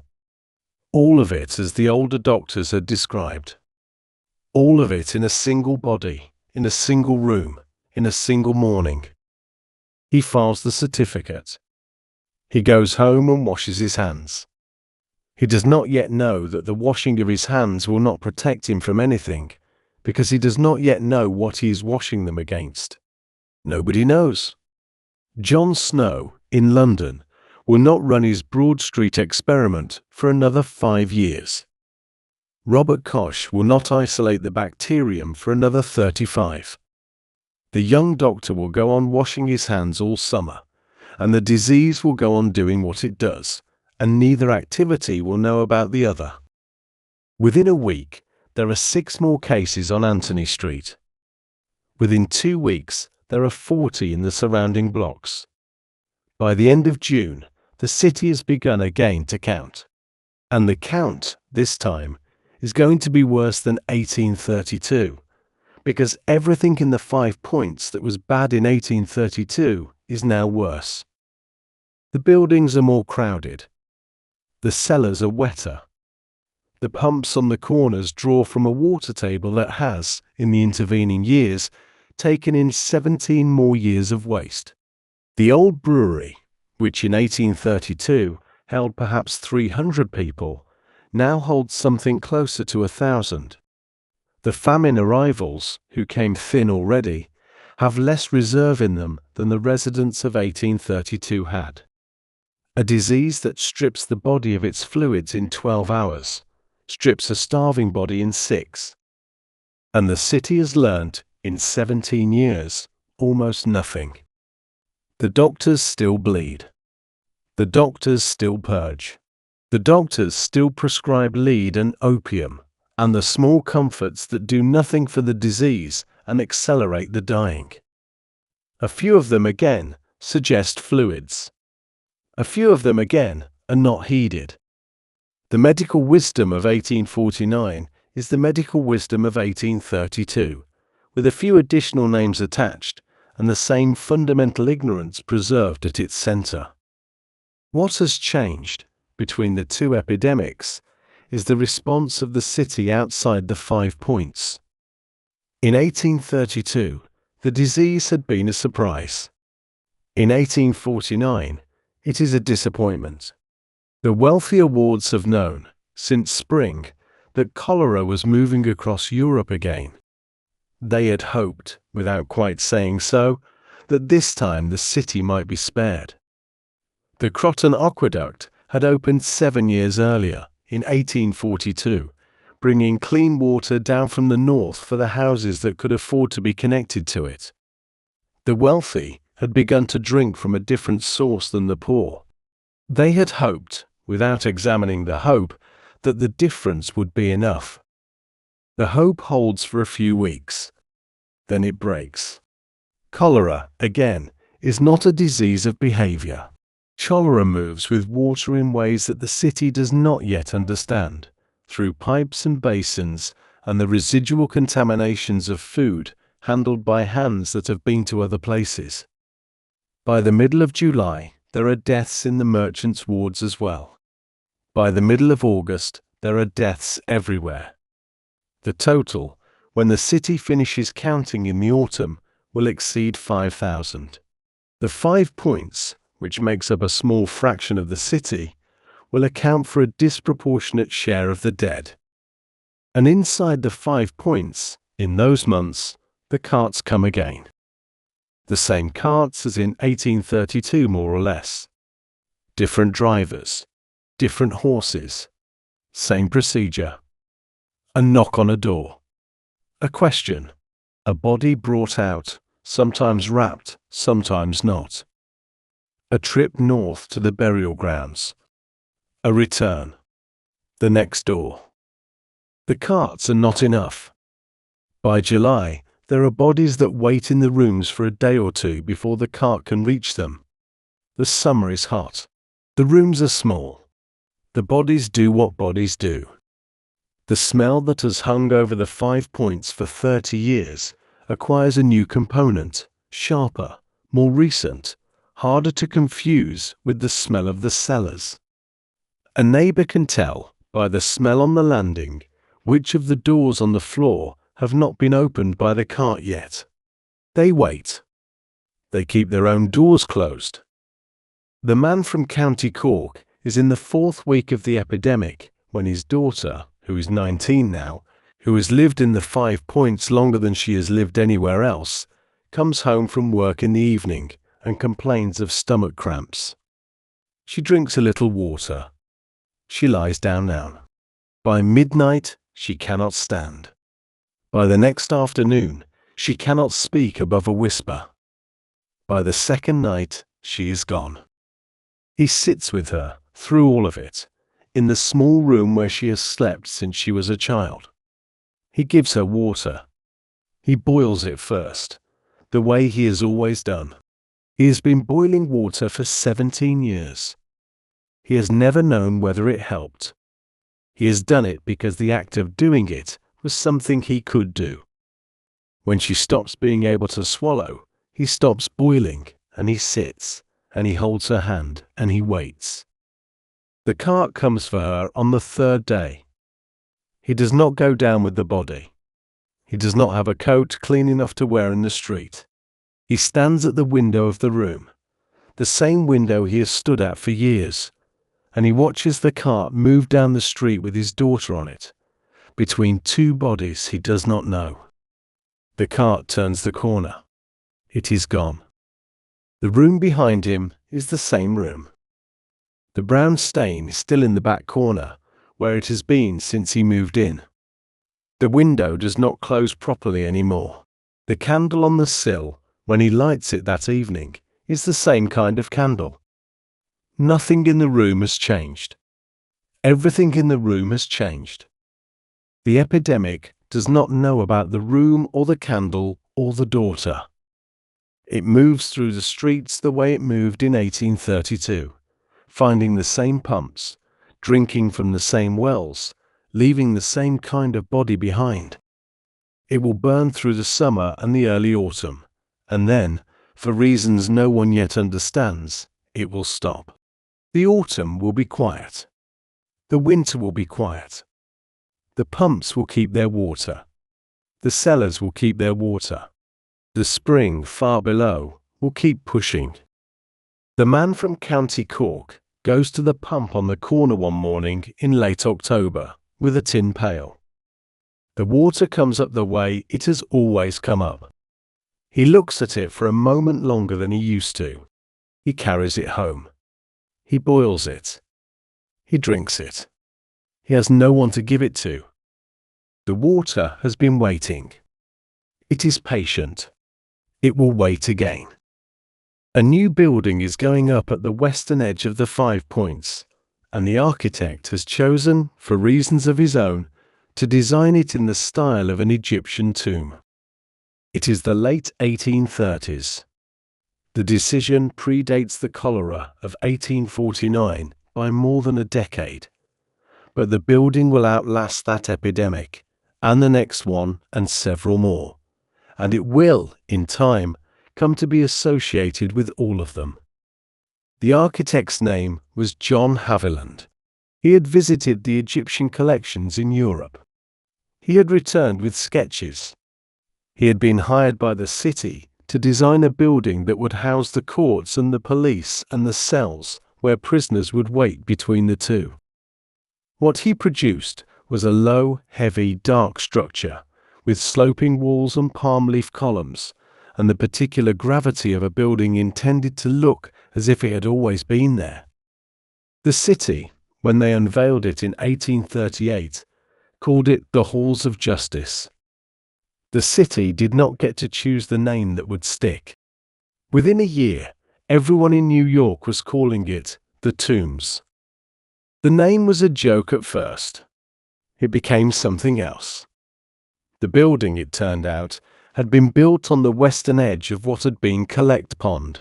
The same fill that had been failing under every house in the 5 Points for 25 years was now expected to support a courthouse, a police station, and a prison, all in the same structure. The fill did what the fill had always done. It sank. It sank unevenly, in places more than others, and the building began, almost from the day it opened, to settle in directions the architect had not designed for. Cracks appeared in the lower walls within the first year. Not large ones at first. Hairlines running along the masonry, easy to miss if one was not looking for them. The city was not looking. The city was busy with the building's other problem, which was that the cells on the lower floors were always wet. The wetness was not a leak. Leaks can be patched. The wetness was structural. The same underground stream that had once fed Collect Pond was now feeding the foundations of the tombs, the way it had been feeding the cellars of every tenement in the neighborhood for 30 years. The water came up through the stone. It saturated the lower floors. It made the air in the cells thick, in a way the air in cells is not supposed to be thick, even by the standards of the period. Prisoners who arrived healthy left sick. Prisoners who arrived sick, often, did not leave at all. A guard who worked the lower tier in 1844 said, in a small piece of testimony to a city committee, that he could feel the water through the soles of his boots when he stood for too long in one place. The committee thanked him for his observation. The committee did nothing. Doing something would have required admitting that the building had been built on ground that should not have been built on, and the building was now too large and too official and too publicly named to be admitted as a mistake. So the tombs went on functioning. Trials were held in its upper rooms. Sentences were handed down. Men were marched, in chains, from the courthouse on one side of the building to the cells on the other.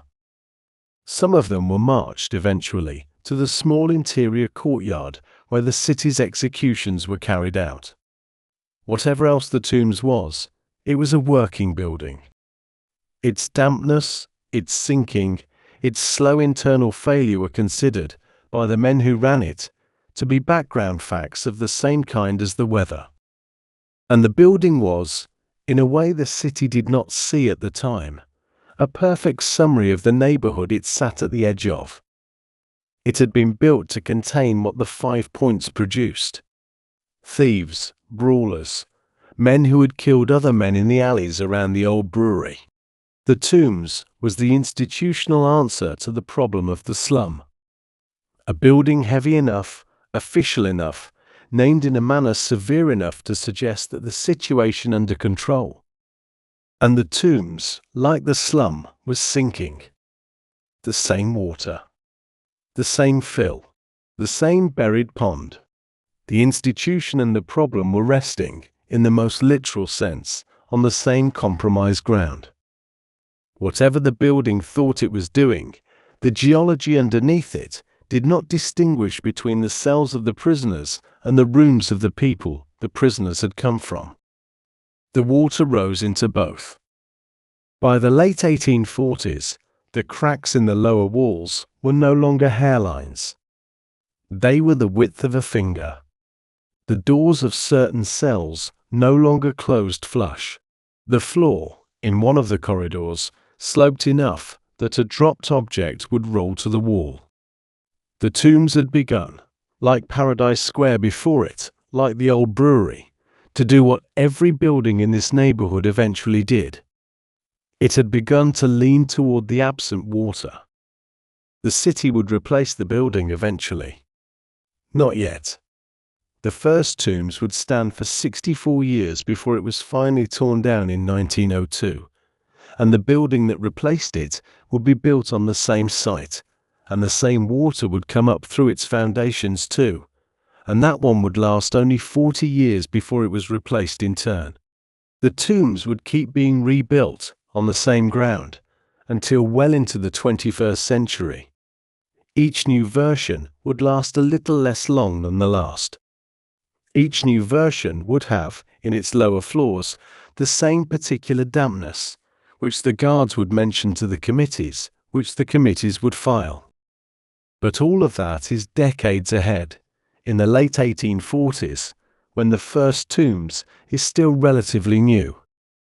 In those years, the building stands at the western edge of the 5 Points, dark and heavy and slowly sinking, and the prisoners inside it serve their time on cold stone, breathing the same wet air the residents of the old brewery breathe a few blocks away. A man in a cell on the lower tier and a child in a windowless room in the den of thieves are, in the most material sense, sharing weather. And outside, the spring keeps pushing. It pushes against the foundations of the Tombs, the way it pushes against the cellars of every tenement in the neighborhood. It does not distinguish. A foundation is a foundation. Stone or wood, court or cellar, justice or vice. The water rises into all of them equally on the same nights. The building meant to contain the slum is being slowly digested by the same ground that produced the slum. No one in 1849 has the language for that yet. The language will come later, from people writing about the neighborhood from a great distance, after most of it is already gone. For now, the Tombs simply stands. Its lamps are lit at dusk. Its doors close, more or less, behind the men who are brought through them. And in the corridors that no visitor sees, the wet keeps coming. Up through the stone. Patient. Continuous. The same water that has been here longer than any of this. A small room above a grocery on the corner of Cross and Little Water has been rented in the autumn of 1850 by a group of women who have decided that something must be done. They are Methodists. They are middle class. Most of them live in wards north of the 5 Points, where the streets are paved and the cellars are dry, and they have come down to this corner with a particular intention, which is to open a Sunday school for the children of the neighborhood. They have called themselves the Ladies' Home Missionary Society. They have been organized since 1844. They have spent 6 years discussing what to do, and they have decided, at last, on a single rented room. The room they have chosen sits directly across the street from the old brewery. They did not choose it for that reason. They chose it because it was available, and because the rent was low, and because it was in a part of the neighborhood where children might actually come. But the choice has placed them, every Sunday morning, in line of sight of the building. They cannot enter the room without seeing it. They cannot leave without walking past it. The old brewery becomes, by simple geography, the largest fact of their working lives. The first Sunday, 6 children come. The second Sunday, 4. The third Sunday, none. The women do not give up. They walk the surrounding streets in the afternoons, knocking on doors, asking, in voices they have prepared in advance, whether there are children in the household who might come to lessons on a Sunday morning. Some doors do not open. Some open and close again immediately. Some open, and a face looks at them, with the particular expression of a person trying to understand what is being offered and what is being asked in return. What is being offered is a room with chairs and a Bible, and a woman who will read aloud. What is being asked, the parents in the doorway suspect, is something larger. A change. A conversion, perhaps. A foothold for a Methodist organization in a neighborhood that is overwhelmingly Catholic, where the priests at the Church of the Transfiguration on Mott Street have been working for years to build something the Methodists are now arriving to compete with. Some of the parents close the doors politely. Some send the children anyway, because the room above the grocery is also warm in winter, and a warm room is a warm room. The Sunday school grows slowly through 1851. 12 children, then 20, then 40. The women have begun to learn the names of families on the surrounding streets. They have begun to be recognized when they walk past, and the recognition, while not exactly warm, is no longer hostile.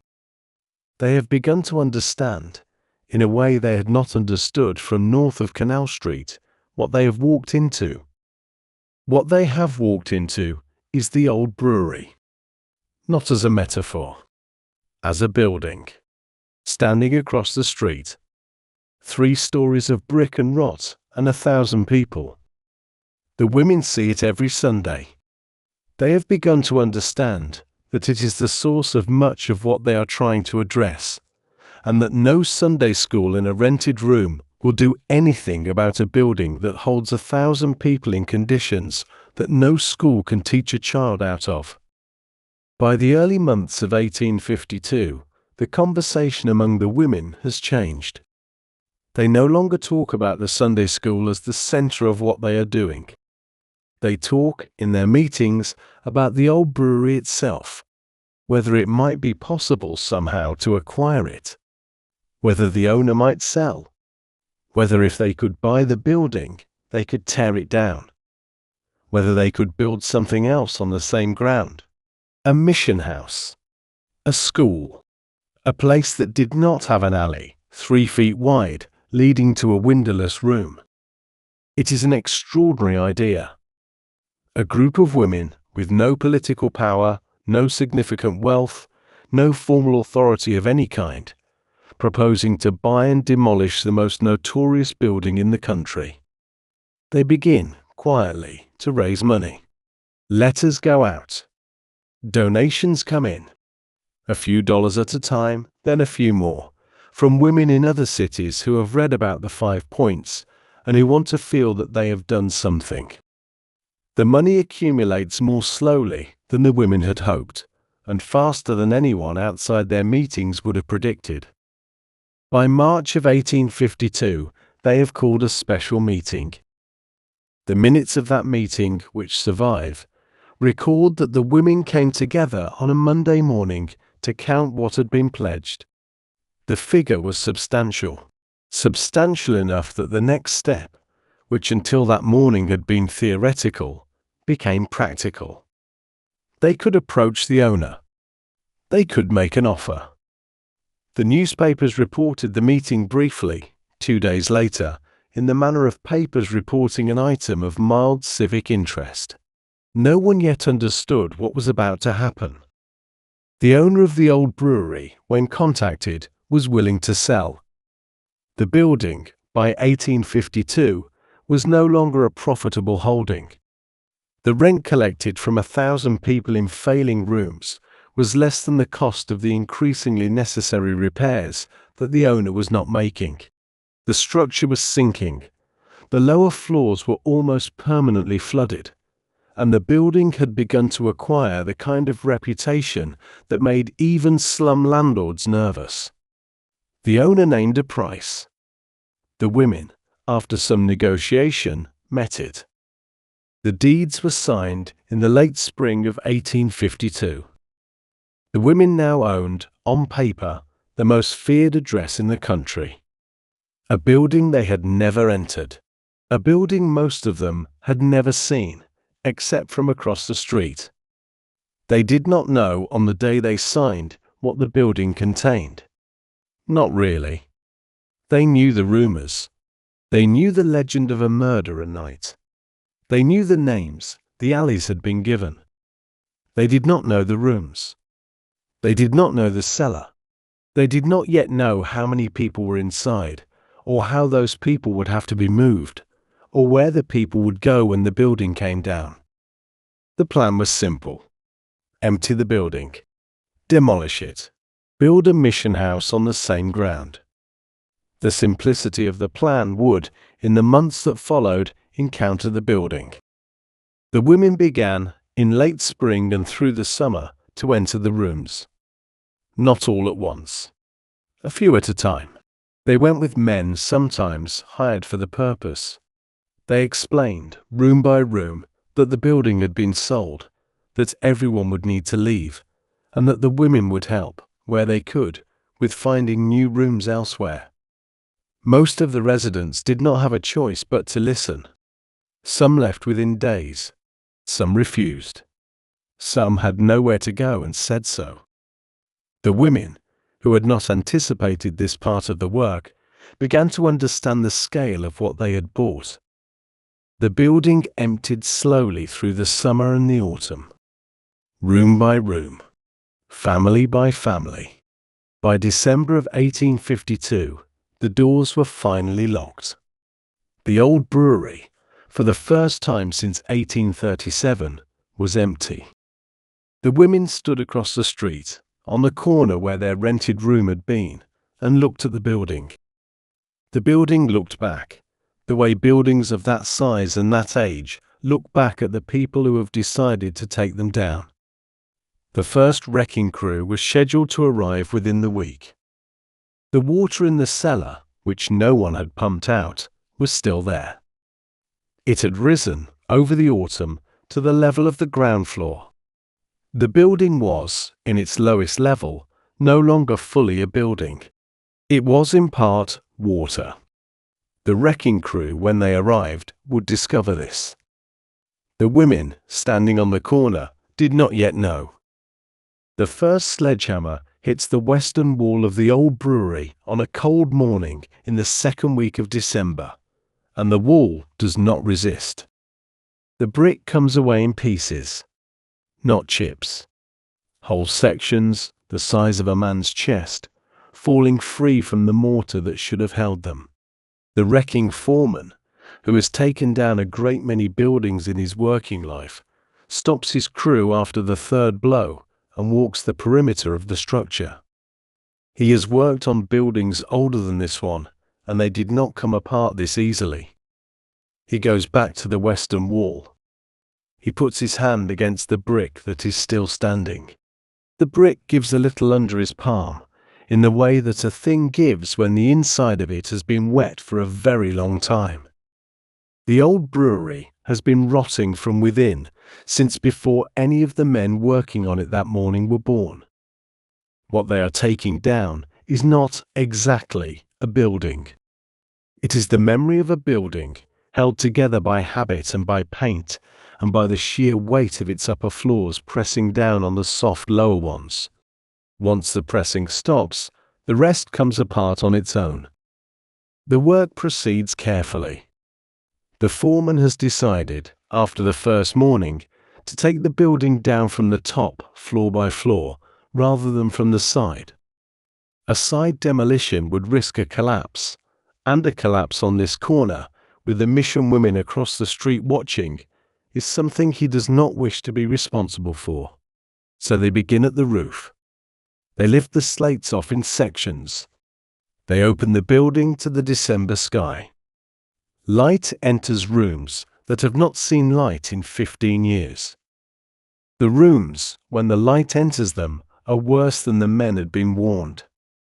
The walls between the partition cubicles are stained at the level a body's head would reach when sleeping. The floors, in some sections, are spongy underfoot. The cellar door, when they finally open it on the third day, releases a smell that drives two men outside to vomit before the rest of the crew can step back. The foreman closes the door again. They will deal with the cellar last. What the crew finds in the upper rooms is documented carefully by the women across the street. They have made a project of recording what comes out of the building. Pages of inventory, in their neat handwriting, listing what was left behind in the rooms after the residents had been moved out. Children's clothing, mostly. Pots without handles.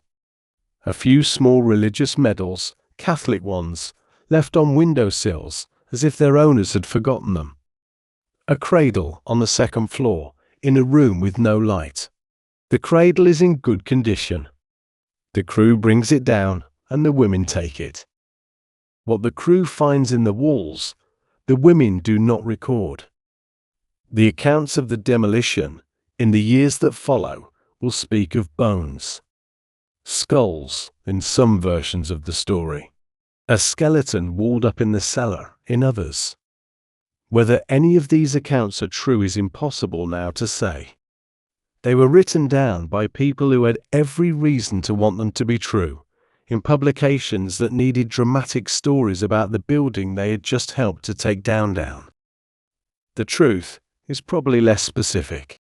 The truth is probably that a building which had held 1,000 people for 15 years, in conditions where deaths went unreported and bodies sometimes disappeared, did contain things that the wrecking crew did not wish to identify too closely. The exact contents have been lost. What survives is the consensus that there was something. The cellar, when they finally reach it on the 8th day, is half full of water. Not standing water. Moving water. The spring, which has been pushing up under this corner since before the brewery was built, has been doing its work without interruption. What had been a storage floor in 1792 is, by December of 1852, a small underground pool, perhaps 3 feet deep at its lowest point, fed continuously by a source the men cannot see. They cannot drain it.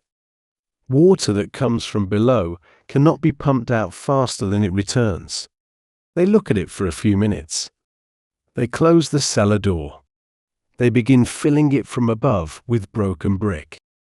The fill is the same kind of solution that buried the collect pond 41 years earlier.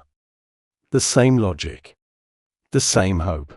Cover what cannot be removed and build over the cover. The crew does not know they are repeating the founding error of the neighborhood. They simply know that the cellar must be closed before the new mission house can go up, and that the cellar will not close any other way. So they fill it. Cart after cart of demolition rubble, lowered through the opened floor, settling into the water, displacing it sideways into ground that had nowhere to put it. By the end of December, the building is gone. The lot is clear, more or less. The women cross the street on the last day of the year and stand on the empty ground for the first time. The corner of Cross and Little Water no longer has the old brewery on it. What it has instead is a flat patch of frozen mud, churned by the wagons, with a few broken bricks still scattered across the surface. The wind, on the corner, moves the way wind moves across an open lot. No building has stood here for 60 years before the brewery, and now no building stands here again. The corner has, briefly, returned to something like what it was. It does not stay that way for long. Construction on the new mission house begins in the early months of 1853. The foundations are dug, more carefully than the breweries had been, but on the same compromised ground. The new building goes up faster than the old one came down. By the autumn of 1853, the 5 Points Mission stands where the old brewery stood. a school, a chapel, a clinic, rooms for the women to sleep in if they were working late.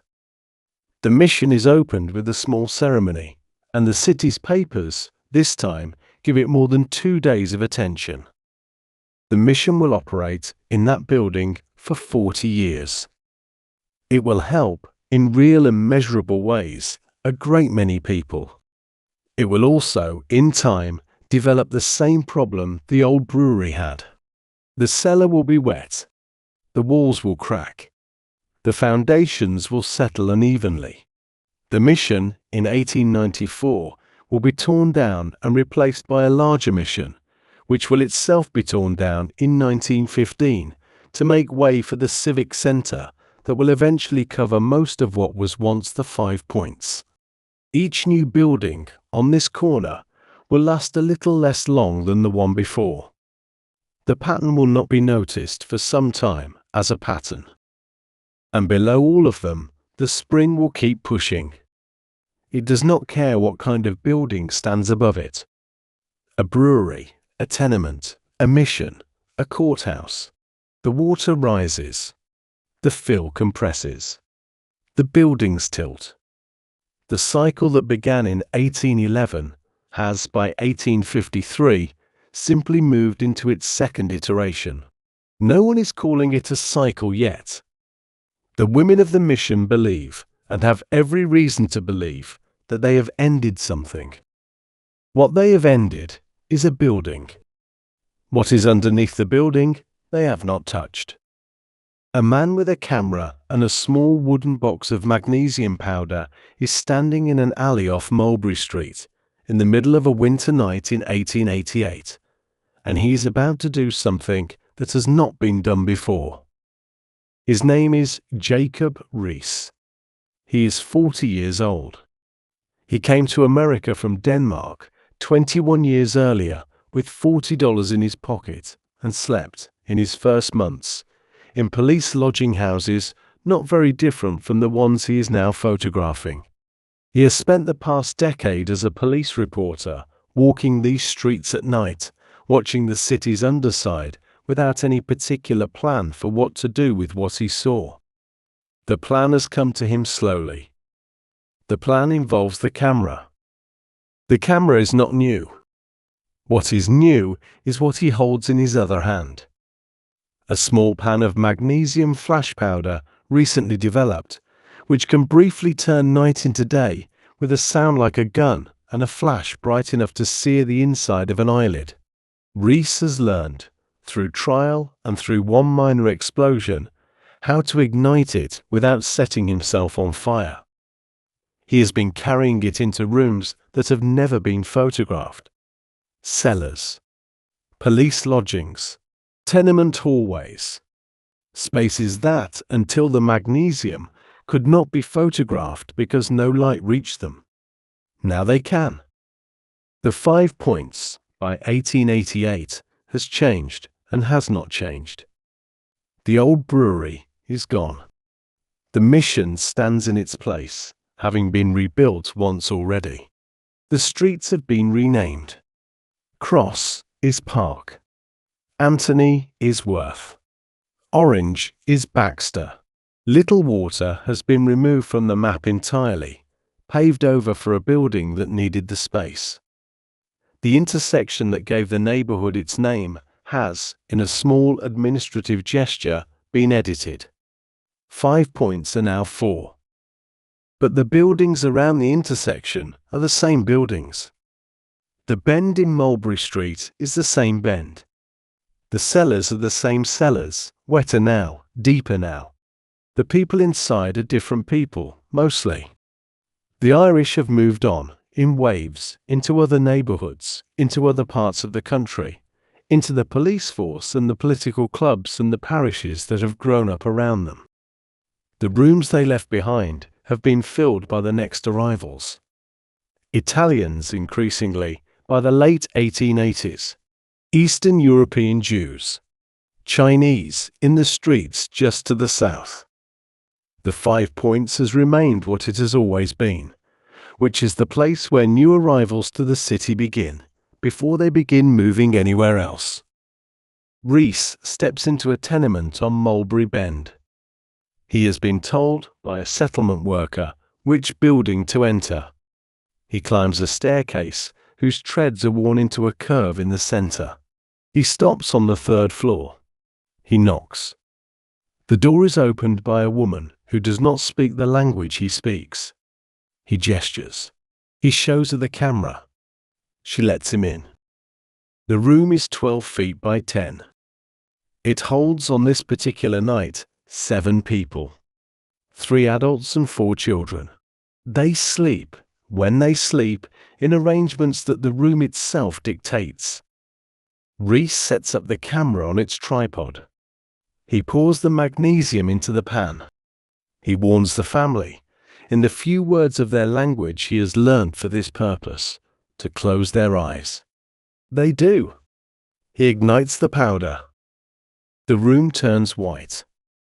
The shutter opens and closes. The room returns to the color it has always been.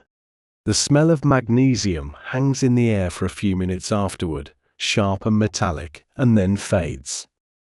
Reese thanks the family in the language they share with him, which is no language. He packs the camera. He leaves. The family resumes the night.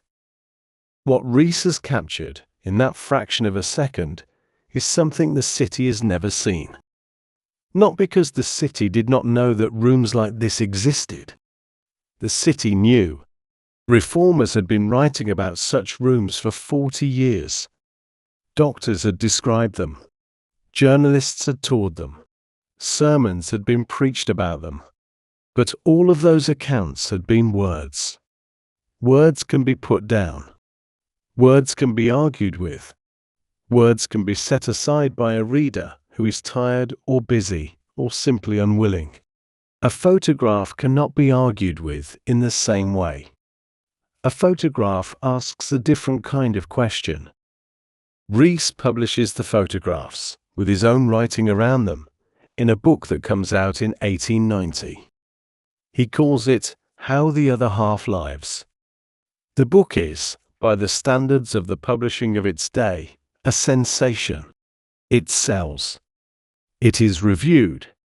It is read by people who would never have set foot in the Bend, who would never have read a settlement worker's report, who had been able until then to think of the slums as a problem somewhere abstract. The photographs make the abstract specific. The photographs put faces and rooms and small religious medals on windowsills into the parlors of people who live 20 blocks away. One of the photographs in particular is of Mulberry Bend. Taken from a high window, looking down into the curve of the street, it shows a knot of buildings pressed against each other at angles that no one could justify, with alleys disappearing between them into shadows that the magnesium could not reach. Reese writes, in the chapter that surrounds the photograph, that the Bend is the foul core of New York's slums. He uses the word foul. He means it geographically as well as morally. The Bend, he is saying, is not just bad. The Bend is the center of the badness, the reason the rest exists. The book reaches the offices of city officials who, until that year, had been able to leave the Bend alone. It reaches the desks of newspaper editors who had not previously found the slum interesting enough to write about. Letters begin to appear in the papers. Letters from readers who had not known. Letters from readers who had known and had said nothing. Letters that begin, almost all of them, with a version of the same sentence. Something must be done. What is going to be done, in the years immediately following the publication of the book, is the demolition of Mulberry Bend. Not the renovation.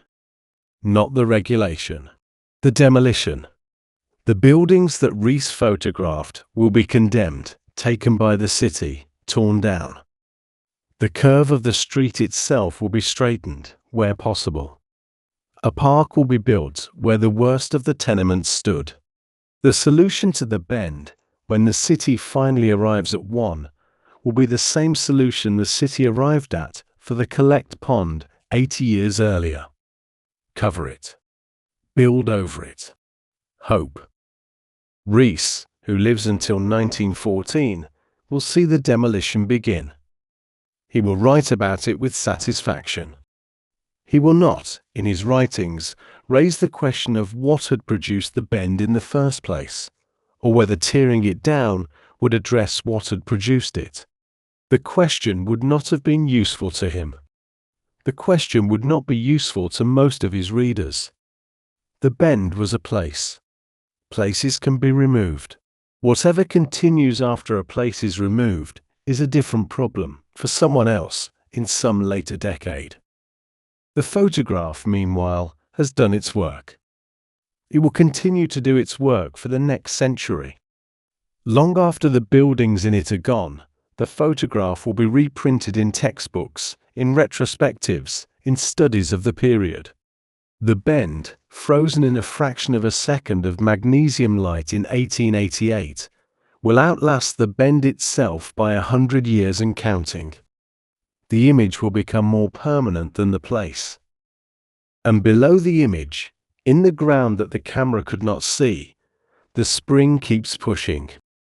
The water has been doing what it has always done, throughout the years that Rees was walking the streets, throughout the publication of the book, throughout the early letters calling for something to be done. The water has not been waiting for the city to notice. The water has not noticed the city. The two of them, the water and the city, have continued to occupy the same ground without acknowledging each other. The photograph will not change that. The demolition, when it comes, will not change that either. Outside the window where Rees took the picture of the bend, the sky is just beginning to lighten. A new day in the neighborhood.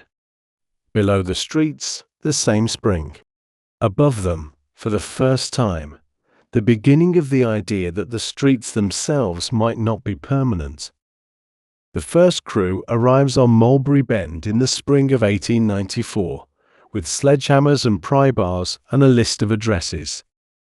The list is long.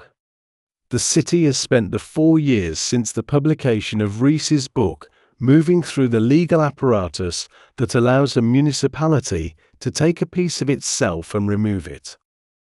Condemnation proceedings, eviction notices, compensation arguments with the absentee landlords who own the buildings on paper but have not visited them in years.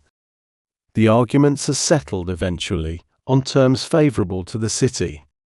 The buildings are scheduled. The crews are hired. The work begins. The buildings come down faster than the old brewery did 42 years earlier. The crews are larger. The equipment is better. The buildings are, in many cases, in worse condition. A tenement on the inside of the bend, when struck, comes apart with an obedience that surprises no one familiar with the neighborhood. These structures have been failing for decades. The demolition is not so much demolition as permission. The residents have been moved out in the months before. Most of them have gone to other tenements, in other parts of the Lower East Side, or further north, into neighborhoods that are not yet as crowded as the Bend was. The displacement is real and not small. A family that has lived on Mulberry Bend for 10 years does not become a family living elsewhere without difficulty. But the difficulty does not slow the demolition. The city has decided. The buildings come down regardless. The demolition takes most of 1894 and into 1895. Block by block, building by building, the dust of broken brick hangs over the streets for weeks at a time. A passerby walking through the area in the summer of that year would see a strange thing. A section of New York that is being unmade in real time, with intact buildings on one side of a fence and rubble on the other, and crews moving steadily from the rubble side toward the intact one. A whole quarter of the city dismantled in public. And as the buildings come down, the ground itself becomes visible for the first time in decades. What the buildings had been standing on. The crews dig down to lay foundations for what is to come, and what they find in the lower layers is exactly what the foreman of the old brewery had found in 1852. Wet fill, soft fill, black organic matter in some sections that smells of nothing nameable when exposed to the air. Pieces of brick and timber from earlier demolitions layered in with the original 1811 fill, packed loosely, never compacted properly. The ground under Mulberry Bend, once revealed, is a record of every previous attempt to make the ground hold. What is to come on the cleared land is a park. The decision was made early in the planning. The bend would not be replaced with new tenements, however well built. It would be replaced with open space. Trees, paths, a few benches, the ordinary furniture of a small urban green. A park, the planners have argued, would not develop the problems of a tenement. A park would let the air in. A park would let the light reach the ground. A park on this particular ground would be the opposite of what had stood there before. The park opens in 1897. It is called Mulberry Bend Park. The name acknowledges what was there. The acknowledgement does not last. Within a few years, the park will be renamed Columbus Park, after the explorer, in deference to the Italian community that has by then become the dominant population of the surrounding streets. The new name will stay. Mulberry Bend as a place has been replaced. Mulberry Bend as a name will follow within a generation. The park, for what it is, works. Children play in it. Old men sit on the benches in the afternoons. The trees grow, as trees grow, slowly. By 1910, a visitor walking through the park would have no way of knowing that 13 years earlier, the same ground had held the most photographed slum in the country. The ground reveals nothing. Ground rarely does. And below the park, the spring keeps pushing. The trees have shallow roots, and the roots find the wet quickly, and the trees grow well in the early years because of it. The benches stand on concrete pads that are leveled every few years by maintenance crews who do not ask why the leveling is necessary so often. The paths, where they cross the lowest part of the old depression, develop hairline cracks within a season of being laid, and the cracks widen, and the paths are repaved, and the cracks return. The ground is doing what it has always done. It is simply doing it under grass now, instead of under floorboards. The other parts of the demolition continue, in the years that follow, beyond the bend itself. Tenements on adjacent streets are condemned and removed. The intersection of the original 5 points, the geometric heart of the neighborhood, becomes the site of court buildings and government offices gradually, one structure at a time. The civic center of Lower Manhattan, in the early decades of the 20th century, is being assembled directly on top of what had been the 5 points. Not by accident. The land was cheap because the buildings on it were being torn down anyway. The courthouses go up. Heavy stone.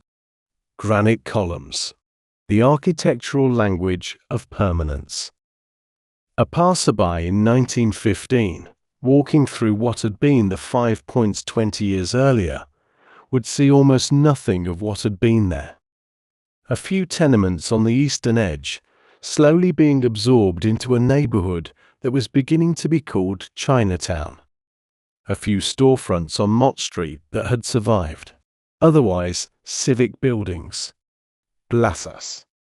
The clean angles of an institutional district. The slum, by every measure that could be photographed, was gone. What remained was harder to photograph. The fill was still settling. The water was still rising.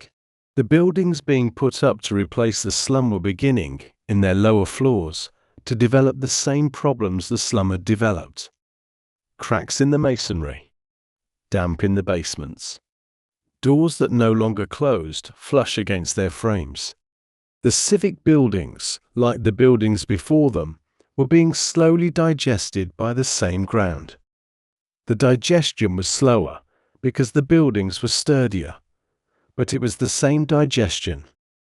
And in the small park where the bend had been, the children of the new neighborhood played without knowing what they played on. The trees grew. The benches sank, very slightly, year by year. The maintenance crew came when the sinking became visible and lifted the benches and reset them and went away. The maintenance, like the slum before it, became a permanent feature of the corner. No one called it a pattern yet. There was no one left who had seen the whole pattern, from the pond to the park, in the order of its appearing. The pond had been gone for nearly a century. The brewery for 60 years. The bend for less than 20. Each generation knew only the version of the corner it had been given. The water, which had been there longer than any of them, did not need anyone to remember. It was still pushing. It would push with the same patience it had always shown throughout the 20th century and into the next, and beyond the lifetime of anything that had ever been built above it. A man in a grey suit walks across a stone plaza in 1939 with a folder under his arm on his way to a hearing. He does not know that he is walking across what used to be a pond. He does not know that the building he is about to enter, the new criminal courts building at 100 Center Street, has been opened for less than a year, and that it has been built on the same compromised ground that swallowed the original tombs and the building after it. He does not know any of this because none of it is relevant to his hearing. He is a lawyer. He has a case. The plaza is a plaza. He crosses it. The plaza is large and clean and quiet. The buildings around it are large and clean and made of stone.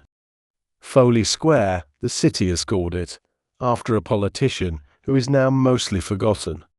The buildings include the federal courthouse, the state supreme court, the city hall annexes, the family court, the criminal court that the man is walking toward. The civic center of Lower Manhattan, finally completed, finally functional. A district designed to suggest, to anyone walking through it, that the city has its affairs in order. Almost nothing about the district acknowledges what was there before. A small triangular space at one edge, between Leonard and Lafayette Streets, has been preserved as a park, and the park has, since 1960, carried the name Collect Pond Park, in a small administrative gesture toward a body of water that almost no one walking through it has heard of. The park is, for most of the 20th century, just a paved triangle. A few benches. A flagpole. Nothing that suggests to a passerby that 60 feet of fresh water once stood under the same paving stones. The man in the grey suit reaches the courthouse. He climbs the granite steps. He passes through the doors. Inside, the building is grand in the way that civic buildings of that period are grand. Marble floors, vaulted ceilings, long corridors that echo. He takes an elevator to the 3rd floor. He walks down a corridor toward a courtroom. The corridor, in this particular wing, has a slope to it. Not enough that anyone would comment on it. Just enough that a marble, set down on the floor, would roll. The slope has been there since the building opened. The architects had hoped, when they designed it, that the modern engineering of 1938 would be sufficient to address what the engineering of 1838 had not. The foundations had been driven deeper. The fill had been compacted before the building went up, in ways the original 1811 fill had never been. Steel reinforcement had been used in places where, 80 years earlier, only stone had stood. The architects had been confident. The architects had been wrong. Not catastrophically wrong. Just wrong enough that, within a year of opening, the corridors had begun to develop the slight slope that the man in the grey suit is now walking. He does not notice the slope. Almost no one does. The maintenance staff knows. The engineers who come every few years to assess the building know. The reports they file are not public. The reports describe, in technical language, the same phenomenon that the original tombs experienced in the 1840s. Differential settlement, subsurface saturation, localized foundation movement. The reports recommend monitoring. The monitoring continues. The building goes on functioning, the way the original tombs had gone on functioning, with its slope and its dampness and its small permanent compromise with the ground beneath it. The man finishes his hearing. He walks back across the plaza in the late afternoon. The light has changed. The civic buildings cast long shadows across the stone. A few people are sitting on the steps, eating sandwiches. A few are crossing toward the subway. Foley Square in 1939 is a working public space, in the middle of a working district, with no visible sign of what had occupied the same coordinates a century earlier. The name 5 Points is not used here. It has not been used in any official capacity for decades. The neighborhood, as a name, exists in old books and in the memories of a few elderly people who lived adjacent to it as children. Most of those people, by 1939, are dying. Their children, who grew up further north, never learned the old names. The intersection of Worth and Baxter, where the original 5 streets met, is just an intersection now. Cars stop at it. Cars go through it. No one stops to look. And below all of this, the spring keeps doing what the spring has done for 400 years. The water finds its level.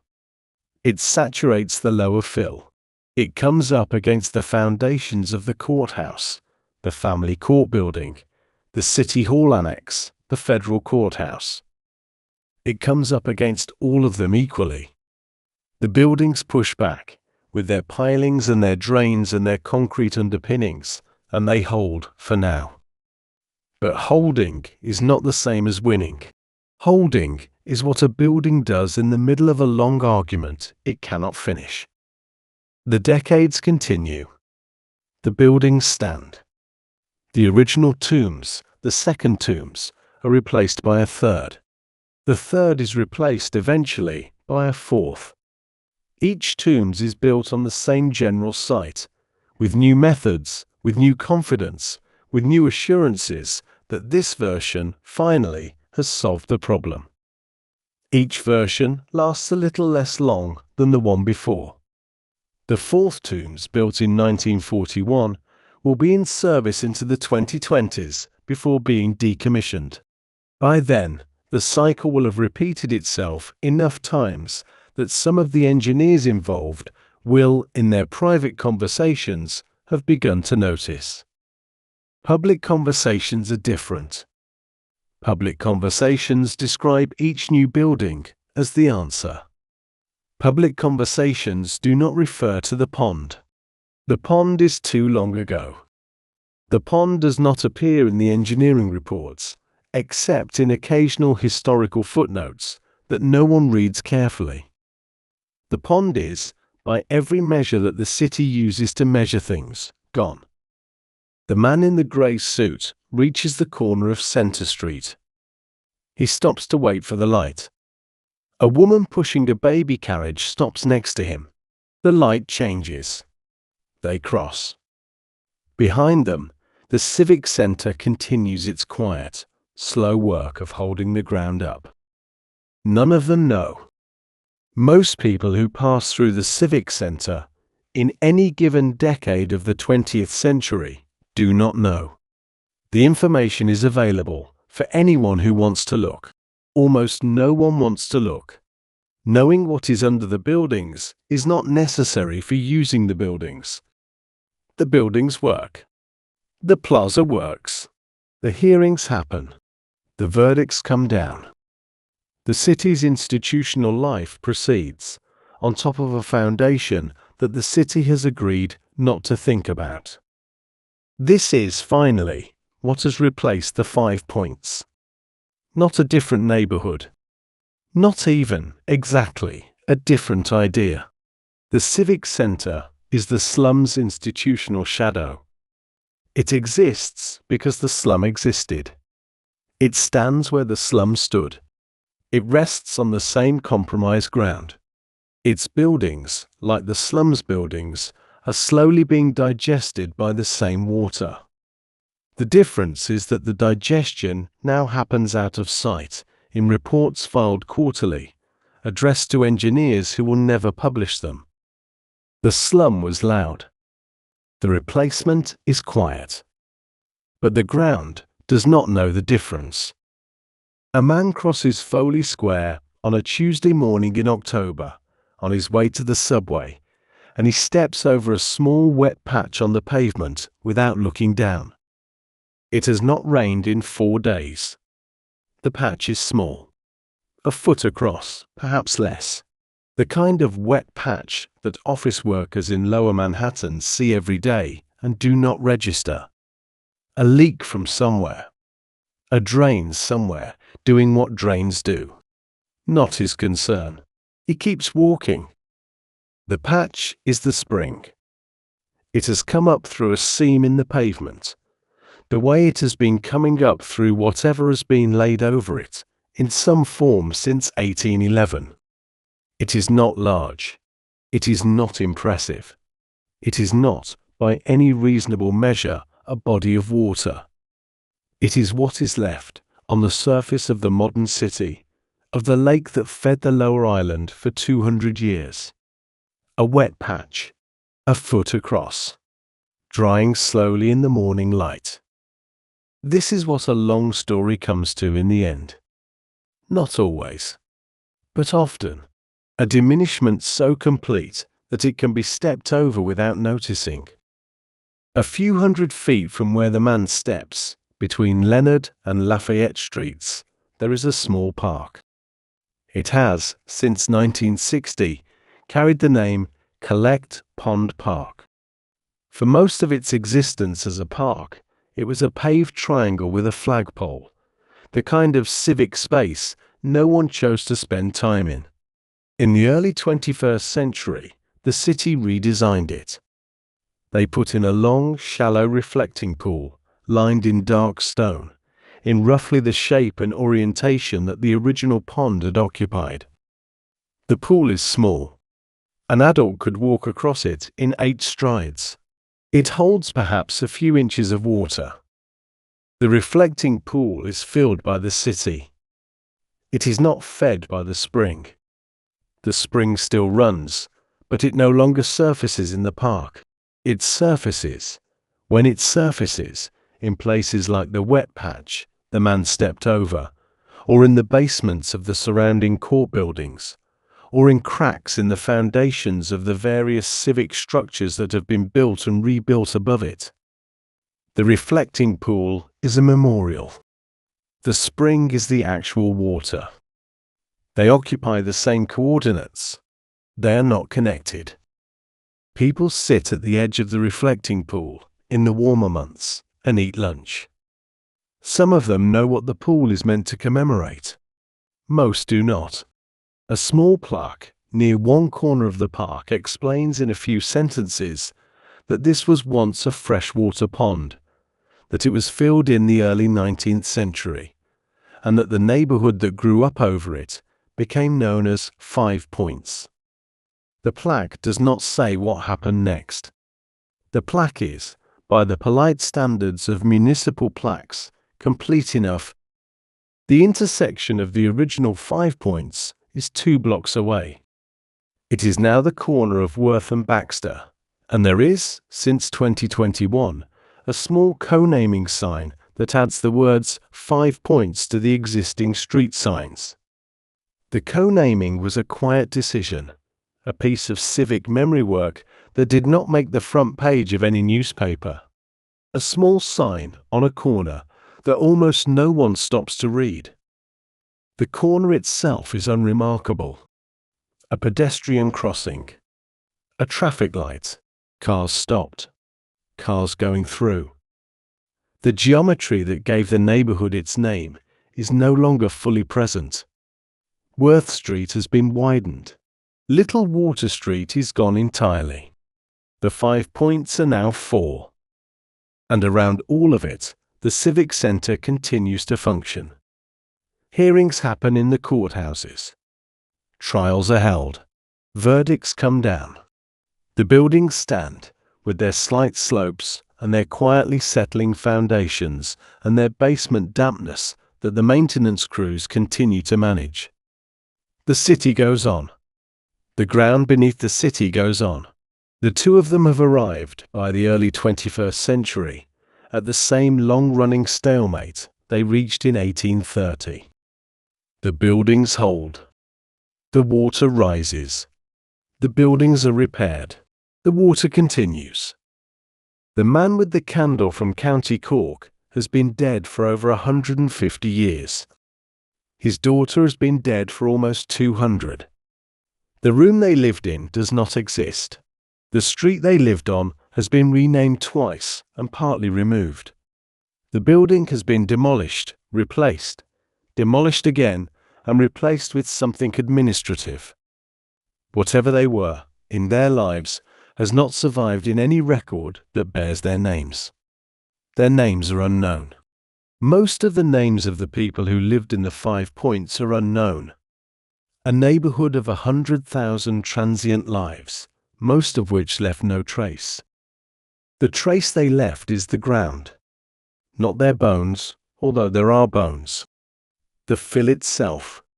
The compacted layers of brick and timber and mortar that the various demolitions have added to the original 1811 fill, layer by layer, generation by generation. A core sample taken under Foley Square today would read, from top to bottom, like a sedimentary record. Modern concrete. Mid-century rubble. Late 19th century brick. Mid-19th century timber, partly rotted. Earlier rubble below that. The original 1811 fill below that. The black organic matter of the pond bottom below that. And beneath all of it, still, the water. The water has not changed in volume. It is fed by the same spring it was fed by when the Lenape lived on its southwestern shore. The spring does not know that the surface above it has been built on. The spring does not know that the names have changed. The spring does not know that the people who fish it are gone. The spring rises through the layers it has, and it surfaces where it can, and it does not need anyone to remember it for it to continue. This is what was always going to happen. Not the buildings, exactly. Not the slum, not the demolitions, not the courthouses, not the small reflecting pool that commemorates what was once underneath the corner. Those were specific. Those could have gone differently. But the water, in some form, was always going to outlast the people. The water predates everything in this story. The water will postdate it. The neighborhoods that have stood here, the people who have lived in them, the names they gave the corners and the alleys and the rooms, all of it has been a long, dense, complicated event that the water has been waiting through. The man in the grey suit, the man from County Cork, the women of the mission, the lamplighter, the photographer, the 75 people in the windowless room, the children who played in Mulberry Bend Park, the lawyer crossing Foley Square, the maintenance worker resetting the bench, all of them the same. Brief. Particular. Above the water. Then gone. The wet patch on the pavement, The one the lawyer stepped over without looking, dries slowly through the morning. By noon, it is barely visible. By the early afternoon, it is gone. The next time it rains, it will be back. Not in the same exact place. A few inches over. A different seam. The water finds whatever path the pavement gives it. The pavement is repaired when the patches become large enough. The patches return. The work continues. This story does not end. Stories about places do not end, the way stories about people end. Our Person dies. A place persists. A place continues to do whatever it has been doing, regardless of whether anyone is watching. The 5 points was a name for a particular configuration of people and buildings on a particular piece of compromised ground in Lower Manhattan, between roughly 1820 and roughly 1900. The name is gone. The buildings are gone. The people are gone. The ground is the same ground. The water is the same water. Something is still happening there. It just happens slowly enough now that almost no one calls it anything. If you have walked with the archive this far, thank you. 20 parts is a long way to walk. If there are stories you would like the archive to find next, a city, a fire, a winter, a war, a vanished trade, leave the suggestion in a comment. The archive listens. The archive moves slowly, on purpose, because some stories cannot be told quickly. The next one will arrive when it is ready. For now, the wet patch is drying. The traffic light at Worth and Baxter is changing. A woman with a coffee crosses the street. A pigeon lifts off the sidewalk. The buildings stand. The ground holds. Below all of it, the water continues to do what it has done since before any of this. Patient. Continuous. Indifferent. Still here. History told with space to breathe.